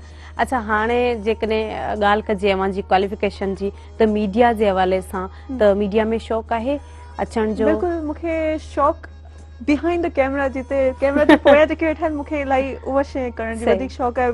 जेकॾहिं प्रिंट मीडिया जी ॻाल्हि कजे या जेकॾहिं इलेक्ट्रॉनिकल मीडिया जी ॻाल्हि कजे, तॾहिं उन में बि तव्हांखे ऑन द स्क्रीन अचण लाइ? स्क्रीन अचण खां वधीक मूंखे बिहाइंड, मतिलबु डायरेक्शन, प्रोडक्शन, उन में वधीक कमु आहे। मतिलबु मां ड्रामा ॾिसंदी आहियां, मूंखे सम्झ में ईंदो आहे, मां ॾिसंदी आहियां हीअ छा आहे डायरेक्शन, या मतिलबु नंढी नंढी अहिड़ी शयूं हूंदियूं आहिनि जेके असां नोटिस न कंदा आहियूं, पर मां उहे नोटिस करे ईंदी आहियां त हीअ थोरी हिन में कपिड़ा थोरा चेंज अक्सर ई हूंदा आहिनि, त मां ड्रामनि में इहो हूंदो आहे। त मुंहिंजो ख़्वाहिश इहा आहे त मां कुझु ड्रामनि में प्रोडक्शन साइड में या डायरेक्शन में असिस्टेंट डायरेक्टर, मतलब शौक़ आहे न त डायरेक्शन में अचण जो? ऑन स्क्रीन मां करे चुकी आहियां, कुझु वेब चैनल्स आहिनि उन्हनि में, इलेक्ट्रॉनिक डायरी आहे या अहिड़े क़िस्म जी, सही इवेंट कवर कया आहिनि कुझु। अच्छा, भला एक्टिंग जेकॾहिं ड्रामास में ॾिसजे त उन में बि तव्हांखे डायरेक्शन जो शौक़ु आहे, वरी जेकॾहिं होस्टिंग में बि जेकॾहिं ॾिसजे त तव्हांखे डायरेक्शन जो शौक़ु आहे। ॿियो कहिड़ो अहिड़ो शोबो आहे मीडिया में जंहिंजो शौक़ु आहे डायरेक्शन खां पोइ? प्रिंट मीडिया में त राइटिंग ईअं आहे, त बसि मतिलबु डायरेक्शन, प्रोडक्शन, स्क्रिप्ट जेको माण्हू उनखे ॿुधाईंदा आहिनि, आर्टिस्ट खे कीअं मैनेज करणु खपे, इहे अहिड़ियूं शयूं जेके बिहाइंड, जेको बैकबोन हूंदी आहे असल हिकिड़े प्रोग्राम जी, उहो करण जो आहे। सही, तमामु बहितरीनु। अव्हां जा क्लासमेट बि आहिनि जुनैद मेमण साहिब। अच्छा जुनैद साहब, जेकॾहिं ॻाल्हि कजे त तव्हां मीडिया में अव्हां पढ़िया आहियो, त उन शोबे खे कीअं ॾिठो, ऐं वरी स्पोर्ट्स मैन आहियो त रांदियुनि वारी तरफ़ अची वियो, त अव्हांजो इहो टर्न कीअं, इन जो राज़ छा आहे? अच्छा, मीडिया ते इहो थियो जो असां जंहिं महिल पढ़ंदा हुआसीं मास्कॉम में, त लाज़मी ॻाल्हि आहे जंहिं महिल माण्हू मीडिया पढ़े थो त हुनजो शौक़ु हूंदो आहे त मीडिया में कुझु करे। त मुंहिंजो त घणी एक्सपर्टी स्पोर्ट्स में ई हुई, स्पोर्ट्स प्ले कई आहे, स्पोर्ट्स ते ई सॼो ॾींहुं मतिलबु स्पोर्ट्स ते घणो, हुन सां गॾु वरी जिम वग़ैरह बि स्पोर्ट्स जो ई पूरो हिकिड़ो माहौल ऐं घणो दोस्ती वोस्ती हर शइ हुन में। त त इन शइ खे मिलाए छॾियो, पोइ पंहिंजो मेहरान टीवी ते ई सही प्रोग्राम पंहिंजो स्पोर्ट्स आवर कयो, उनमें होस्टिंग कई ऐं प्रोग्राम स्टिल कंटिन्यू आहे। कुझु टाइम जे लाइ कोविड खां पोइ थोरो ब्रेक लॻी वई, पर इहो प्रोग्राम पंहिंजो सम्झो त मीडिया खे स्पोर्ट्स खे गॾाए करे इहा शइ कंटिन्यू कईसीं। जी बिल्कुलु। अच्छा, भला इन खां अलावा मीडिया में कहिड़ियुनि फील्ड्स जो शौक़ु आहे? त मसलन एक्टिंग थी वई, होस्टिंग में तव्हां आयो ई, त डायरेक्शन थी वई। अच्छा, इहो डिपेंड करे थो, मतिलबु तव्हांजे हुन ते हिकिड़ो जेको प्रोजेक्ट ते डिपेंड करे थो। मतिलबु मुंहिंजो जेको घणो पर्सनल इंट्रस्ट आहे इहो मतिलबु होस्टिंग वारी फील्ड में घणो मतिलबु इंट्रस्ट आहे। ऐं उन खां अलावा को एक्टिंग जो या इन त जो त एॾो को शौक़ु कोन्हे, पर घणो मतिलबु इहो आहे त मतिलबु मीडिया ते माण्हू पंहिंजो जेको स्पोर्ट्स खे घणो करे सपोर्ट करे, ऐं इन शइ जो ई घणो मतिलबु शौक़ु आहे। अच्छा, भला स्पोर्ट्स में हींअर सिंधी नौजवाननि खे कीअं था ॾिसो, त उहे अॻिते अचनि पिया? सिंधी जेको असांजी जेका आहिनि उहे अनलकी आहिनि ॾाढा, उन्हनि खे सपोर्ट न आहे सही। बेइंतिहा टैलेंटेड, तमामु घणो टैलेंट, हर जॻह वञो, हर फील्ड में टैलेंट आहे, पर अनफॉर्चुनेटली असांखे बिल्कुलु बि सपोर्ट कान्हे, मतिलबु न मुआशिरे तरफ़ां, न मतिलबु गवर्नमेंट पॉलिसीज़ अहिड़ियूं आहिनि, मतिलबु पाण को हिमत करे अॻियां निकिरे, पर माना पॉलिसीज़ जो फ़ाइदो न आहे, मतिलबु एतिरो कोन्हे। मतिलबु हींअर अगरि मशल वेठी अगरि मीडिया, मास मीडिया मां अगरि पूरी बेंच पास आउट करे निकिती आहे, उनजो फ्यूचर छा आहे? आउं त क्वेश्चन पुछां थो त 60, 70, 80 स्टूडेंट पास आउट हर साल करे निकिरनि था, उनखां केरु पुछे त सही तव्हांजो फ्यूचर छा आहे, तव्हां छा कंदव? इहो त फ्यूचर न आहे त केरु वञी किथे रिपोर्टिंग करे, मतिलबु सेब को मतिलबु ॿ टे छोकिरा रिपोर्टिंग, मतिलबु का ख़ातिर खा मीडिया जी हुनखे मोट न आहे। मतिलबु अहिड़ी पॉलिसीज़ हुजणु घुरिजनि त मतिलबु अगरि को नौजवान किथे पंहिंजो टाइम लॻाए त ॾिसो न, अगरि मास मीडिया 4 साल पढ़ी आहे त हुनजे पोयां 16 साल पहिरीं वारी पढ़ाई बि आहे। हिकु माण्हू 20 साल पढ़ी करे बि का शइ अचीव न करे त इहो वॾो क्वेश्चन मार्क आहे। सही, ॾाढी सुठी ॻाल्हि कयो। ऐं मुख़्तलिफ़ ॻाल्हियूं थियूं, रांदियुनि ते बि ॻाल्हायोसीं, ऐं खाधनि ते बि ॻाल्हायोसीं, एक्सरसाइज़ योगा ते बि ॻाल्हायोसीं, अदब ते बि ॻाल्हायोसीं। हाणे हिन खां पोइ असां पर्सनल लाइफ ते ईंदासीं, पर ब्रेक वठी करे हुन खां पोइ असां गॾु हूंदासीं। नाज़रीन, टाइम थियो आहे कमर्शियल ब्रेक जो। ब्रेक खां पोइ असां वापसि ईंदासीं। केॾांहुं न वञो, असां सां गॾु रहियो।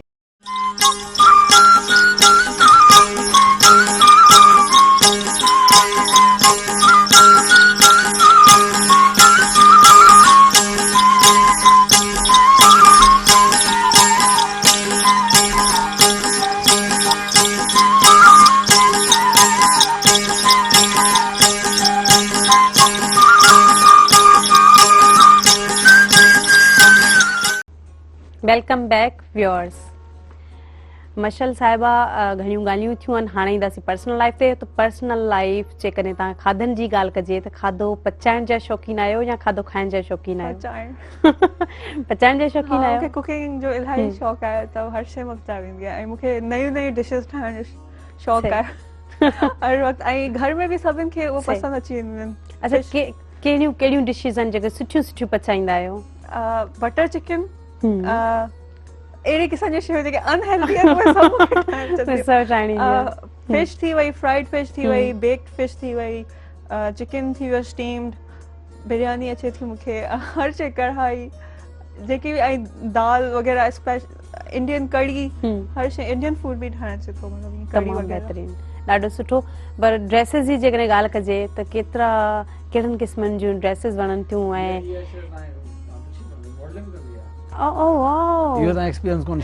मतलब बाय लुक हिकिड़ो फील थिए पियो न त मॉडल आहिनि, न बाक़ाइदो ॿुधाईंदो आहे, इंसान जी शख्सियत ॿुधाईंदी आहे। प्रोफेशनली न, मतलब कुछ ये प्रोजेक्ट्स मिलिया मूंखे, कुछ फ्रेंड हुई, उनखे पंहिंजो ब्रांड, क्लॉथिंग ब्रांड हुयो उनजो, उनजे लाइ उन मूंखे चयो, दोस्त हुई, त मां चयो चलो ठीकु आहे, मुंहिंजो फर्स्ट एक्सपीरियंस। उनखां पोइ मां उनजे कपिड़नि लाइ कई, कुछ 20 ड्रेसिस हुआ, पूरी कलेक्शन हुई। वाओ। उनते उनजे अलावा कुझु मूंखे मतलब ब्लॉगिंग कंदा आहियो त हाणे त अॼुकल्ह ब्लॉगिंग जो दौर अची वियो आहे, पीआर पैकेजेस तव्हांखे मिलंदा आहिनि, तव्हां उहे ड्रेस पाए करे तस्वीर खिची ऐं तव्हां पंहिंजो लॻायो, टैग कयो असांखे। या मूंखे ऑफर उहा अची चुकी आहे मॉडलिंग जी फुल टाइम, लेकिन मूंखे एतिरो इंट्रस्ट न आहे हुन में। अच्छा, कैमरा में वधीक आहे, तस्वीरूं मूंखे खिचराए वठो। मतलब फोटोग्राफी बि सुठी कंदा आहियो, माना फोटोग्राफर बि चइबनि। जुनैद साहब सच चयो त मल्टी टैलेंटेड छोकिरी आहे, हिनखे एक्सप्लोर कयो, घणियूं शयूं घणा जेको आहे न प्रोफेशन निकिरी पवंदा। इंसान में को न को टैलेंट हूंदो आहे, उनखे एक्सप्लोर ऐं उहो लिखियल हूंदो आहे। पेंटिंग तमामु बहितरीनु। पेंटिंग जी आर्टिस्ट जी जेकॾहिं ॻाल्हि कजे, पेंटिंग बि कंदा आहियो? जी, वो तो मूं बचपन खां वठी मूंखे ड्राइंग जो इलाही शौक़ु। मां इंसान पेंसिल झलण जहिड़ो थींदो आहे न, त मूंखे मुंहिंजी मां चॉक ऐं स्लेट ॾेई छॾी, त मां उहो बसि कुझु न कुझु पई ठाहींदी हुअसि। उन खां वठी पोइ कलर पेंसिल्स, बाबा कलर पेंसिल्स आणींदा हुआ, कलरिंग बुक्स। पोइ आहिस्ते आहिस्ते वॾी थियमि त मूंखे पेंट ब्रशिस सां, हाणे मां कैनवसिस ते ड्राइंग्स ठाहींदी आहियां। कुझु सेल बि थी वेंदियूं आहिनि, माण्हू वठंदा आहिनि। मां पाण, मुंहिंजो कंहिं पंहिंजी नियत न हूंदी आहे, छो जो मुंहिंजी अटैचमेंट थी वेंदी आहे पेंटिंग सां। मां जेकी शइ ठाहींदी आहियां त बसि मुंहिंजी दिलि सां उहा क़रीब थी वेंदी आहे। त पर घणनि माण्हुनि खे उहो पसंदि अची वेंदी आहे, त हू पोइ चवंदा आहिनि या त असांखे गिफ्ट करे छॾ, या असां कुझु वरी गिफ्ट चवंदा आहिनि असां ज़ुल्म था कयूं कुझु उनखे क़ीमत, त हू कुझु क़ीमत ॾेई छॾंदा आहिनि। पर आर्ट जी का क़ीमत न हूंदी मुंहिंजी नज़र में। बिल्कुलु इट्स प्राइसलेस। बिल्कुलु, ही जेको असांजी महारत हूंदी आहे त उहा महारत ई रहंदी आहे। ठीकु आहे, उनजो जेको आहे नमल बदिल कुझु बि नथो थी सघे। पर असांखे विसरी वियो त असांजी जेका कॉलर हुई उन बि कुझु पुछो हुयो त कननि जी ऐं नक जी, आई थिंक अख जी का योगा चई या एक्सरसाइज चई हुई। ये चवंदा त कननि जे लाइ तव्हां शयुनि खे ॿुधो, नक लाइ तव्हां ब्रीदिंग कयो, त इहा योगा आहे। ऐं अखियुनि लाइ? हा, अखियुनि लाइ तव्हां पंहिंजी चश्मा था पायो, चश्मो लाहे करे तव्हां जेतिरी अखियूं पंहिंजूं खुलियूं रखो, अखियूं खोले रखो, तव्हां इर्द गिर्द ॾिसो छा पियो हले, तव्हां उन्हनि माण्हुनि खे सुञाणण जी कोशिशि कयो, तव्हांजी नज़र, तव्हां ख्वाब सुठा ॾिसो, तव्हांजी वर्जिश आहे। ऐं अॼुकल्ह जी छोकिरियूं आहिनि सपना कुझु घणा ई ॾिसी वेंदियूं आहिनि, त थोड़ा रियलिटी बेस्ड तव्हांखे ॾिसण खपनि। तव्हां चवंदा आहिनि चादर ओतिरी डिघो जेतिरो जेको आहे तव्हांजा, या तव्हां अगरि तव्हां ख्वाब वॾा ॾिसो था, बेशक में का बुरी ॻाल्हि न आहे, पर तव्हां उन ते कमु करणु सिखो, तव्हां महिनत कयो, तव्हां पंहिंजे वॾनि खे उहो प्रूव करे ॾेखारियो त तव्हां इन क़ाबिल आहियो। बिल्कुलु। अच्छा, ॿियो अञा का अहिड़ी शइ जिन साहिबा मां ई ॿुधायो त राज़ी जेका मशल साहिबा में उहा शइ हुजे, असां पुछी न हुजे, उहो टैलेंट जेको आहे उहो असांजे व्यूअर्स जे साम्हूं ज़ाहिर न थिए, छो जो असां चाहियूं था त मुकमल तरह सां अॼु एक्सप्लोर कजे। जुनैद खे एक्सप्लोर करे काफ़ी कुझु थी वियो, मुंहिंजे ख़्याल में ॿी का शइ पाण ई ॿुधाए ॾियो, रहिजी वियो। अच्छा, ड्रेसिस जो तव्हां ॿुधायो न, त कहिड़ी क़िस्म जी ड्रेसिस तव्हांखे पसंदि आहिनि? मूंखे घणो करे पाकिस्तानी ड्रेसिस वधीक पसंदि आहिनि, ऐं पर मां कंफर्टेबल वरी वेस्टर्न में हूंदी आहे। पर ज़ाहिर सी ॻाल्हि आहे, असांखे जेकॾहिं माण्हू बिज़ी हूंदो आहे, कमु करे रहियो हूंदो आहे, तॾहिं अक्सर घर में त पंहिंजे ट्राउज़र्स, पीजेस में, शर्ट्स में मिलंदा, को उनमें कुछ ना, पर बाहर मुखे मतलब ड्रेसिंग, मुखे ड्रेसेस जो इलाही शौक़ आहे, मतलब हर छोकरी खे हूंदो आहे बस शॉपिंग। अच्छा, भला ड्रेसेस पाण डिजाइन कंदा आहियो या तव्हांखे डिजाइन थियल मिलंदियूं आहिनि, या शॉपिंग ते वियो, शॉपिंग मॉल ते जेका ड्रेस सुठी लॻी वई? बस मुखे पंहिंजो सेंस हूंदो आहे, मूंखे अहिड़े टाइप जो ड्रेस वठिणो आहे, मां शॉपिंग बि ईअं कंदी। छोकिरियूं अक्सर कलाक खणी छॾियूं आहिनि सभु कपिड़ा, उहे ई वठंदियूं बि न आहिनि, हली वेंदियूं आहिनि, वीचारा शॉपकीपर्स वांगुरु फ्रस्ट्रेट करे छॾियूं आहिनि, एतिरी महिनत छो कर। मूंखे बसि जेकी शइ वणी ईंदी आहे मां ॾिसी छॾंदी आहियां, घणो करे उहे कपिड़ा डमी में लॻल हूंदा आहिनि, जेके उहे ई वणंदा आहिनि। मूंखे सेम हियर, मूंखे बि उहे वणंदा आहिनि, डमी में जेके लॻल हूंदा आहिनि, बसि उहे पोइ बसि इहो कढो, अहिड़ो। ऐं जॾहिं जेको सुठो लॻी वियो बसि उहो ई सिलेक्ट कयो आहे, उहो ई चयो। अक्सर शॉपकीपर डमी में ई सुठो वारा लॻाईंदा आहिनि। सही, ऐं सुठा वारा उहे डमी में रखंदा आहिनि, ऐं ॿियो उहो असांखे वधीक अट्रैक्ट कंदा आहिनि, छो जो असां उहो ॾिसी रहिया हूंदा आहियूं त असांखे कीअं थो लॻे। त इहे शयूं हूंदियूं आहिनि, ज़ाहिर आहे उहे डमी बि छो रखियल हूंदियूं आहिनि, इन करे रखियल हूंदियूं आहिनि त जीअं मशल ऐं ज़ोया जहिड़ियूं छोकिरियूं ते अचनि। बसि इहे ड्रेसिस ऐं परफ्यूम्स कलेक्ट करणु, इहे शयुनि जो शौक़ु। मेकअप जो बि हा आहे। बसि मां मूंखे गिफ्ट्स मिलंदा आहिनि, किस ॿाहिरि मां वणंदा आहिनि, त उतां खां या ब्रांड जिते पाकिस्तानी ब्रांड्स इलाही सुठा आहिनि। सही, पर जेकॾहिं मौसम जी ॻाल्हि कजे त हिकिड़ो जेको आर्टिस्ट आहे, जेको मीडिया सां तालुक़ु रखे थो ऐं जेको मुख़्तलिफ़ फील्ड सां तालुक़ु रखे थो, त उनखे मौसम कहिड़ी सुठी लॻंदी आहे? मूंखे न घणी सर्दी वणंदी आहे, न घणी गर्मी, मतिलबु स्प्रिंग वारी मौसम वणंदी आहे, की प्लेज़ेंट हूंदी आहे, इलाही जंहिंमें ग्रीनरी बि हूंदी आहे, अक्सर गुल बि टिड़ंदा आहिनि उनमें, उहा मौसम मूंखे वणंदी आहे। तमामु बहितरीनु, ॾाढो सुठो। जुनैद साहब स्पोर्ट्समैन आहिनि, त उन्हनि खे मौसम कहिड़ी सुठी लॻंदी आहे? सर्दी, नो इहो को डाउट ई न आहे। सियारो हूअं बि हिकिड़ो क्रिकेटर जे लाइ पाकिस्तान में आइडियल मौसम हूंदो आहे, छो त असांजे हार्डबॉल सीज़न सियारे में थींदी आहे, पर उहा वजह कोन्हे, हूअं ई मतिलबु गर्मी इलाही बेज़ार कयो आहे। सियारो सही आहे, ख़ासि करे पाकिस्तान में गर्मी तव्हांखे ख़बर आहे केॾा इशूज़ आहिनि, लोड शेडिंग जा, इहो त सियारो ई सही आहे, हिते ॿियो कुझु न हुजे। सही। अच्छा, भला जेकॾहिं घुमण जे हिसाब सां चइजे कहिड़ियूं जॻहियूं पसंदि आहिनि जिते अवां मूंखे हू घुमणु वणंदो आहे, कॾहिं अनफॉर्चुनेटली घुमियो कोन्हे एतिरो, मतिलबु हू घुमियो में जेको न माण्हू हिकिड़ो निकिरी वेंदो आहे दोस्तनि सां गॾु, जंगल हूंदा आहिनि, पहाड़ हूंदा आहिनि, पंहिंजो आबशार हूंदा आहिनि, इन टाइप जो मतिलबु घुमणु मूंखे वणंदो आहे। माण्हू कैंपिंग करे किथे लॻाए टेंट वग़ैरह उते रहे, पर अहिड़ो मौक़ा तमामु घटि था मिलनि। ख़ासि तौर ते असांजो जेको हीउ पंहिंजो सिंध वारो इन में अहिड़ियूं जॻहियूं घटि आहिनि। पर अगरि तव्हां हलिया वञो KPK साइड ते या इन तरफ़, त अहिड़ियूं आहिनि जिते माण्हू इन तरीक़े घुमी सघे थो। सही। अच्छा, पंहिंजे पाण खे फिट रखंदा आहियो, हुनजो राज़?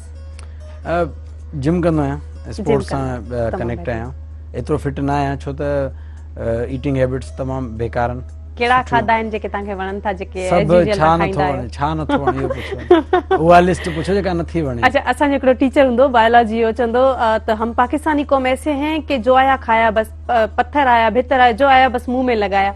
त हीअं हूंदो आहे त असां पंहिंजी डाइट जो घटि ख़्यालु रखंदा आहियूं। त जेका शइ असांखे सुठी लॻी वेंदी आहे, जेका वणी वई, त हुन में केतिरो जेको आहे हेल्थ जो ख़्यालु रखणु घुरिजे या न, त उहो केतिरो हेल्दी आहे केतिरी न आहे, पर असां खाई छॾींदा आहियूं। पचाइण में छा पसंदि आहे, छा सुठे नमूने पचाईंदा आहियो? चांहि सुठी ठाहींदो आहियां, चांहि अंडो सुठो ठाहींदो आहियां। ॿियो छा, ॿियो कुझु ख़ासि न, कढ़ाई बि करे ट्राई कई आहे, पर घणी न, मतिलबु एतिरी कुकिंग।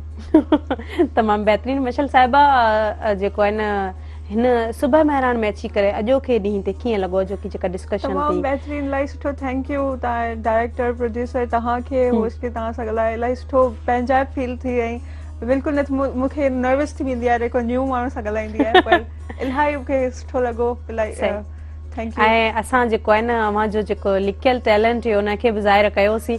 घणा अहिड़ा माण्हू हूंदा आहिनि जेके बिल्कुलु ज़ाहिर हूंदा आहिनि, ऐं घणा अहिड़ा माण्हू हूंदा आहिनि जिन्हनि में घणो कुझु लिकियल हूंदो आहे।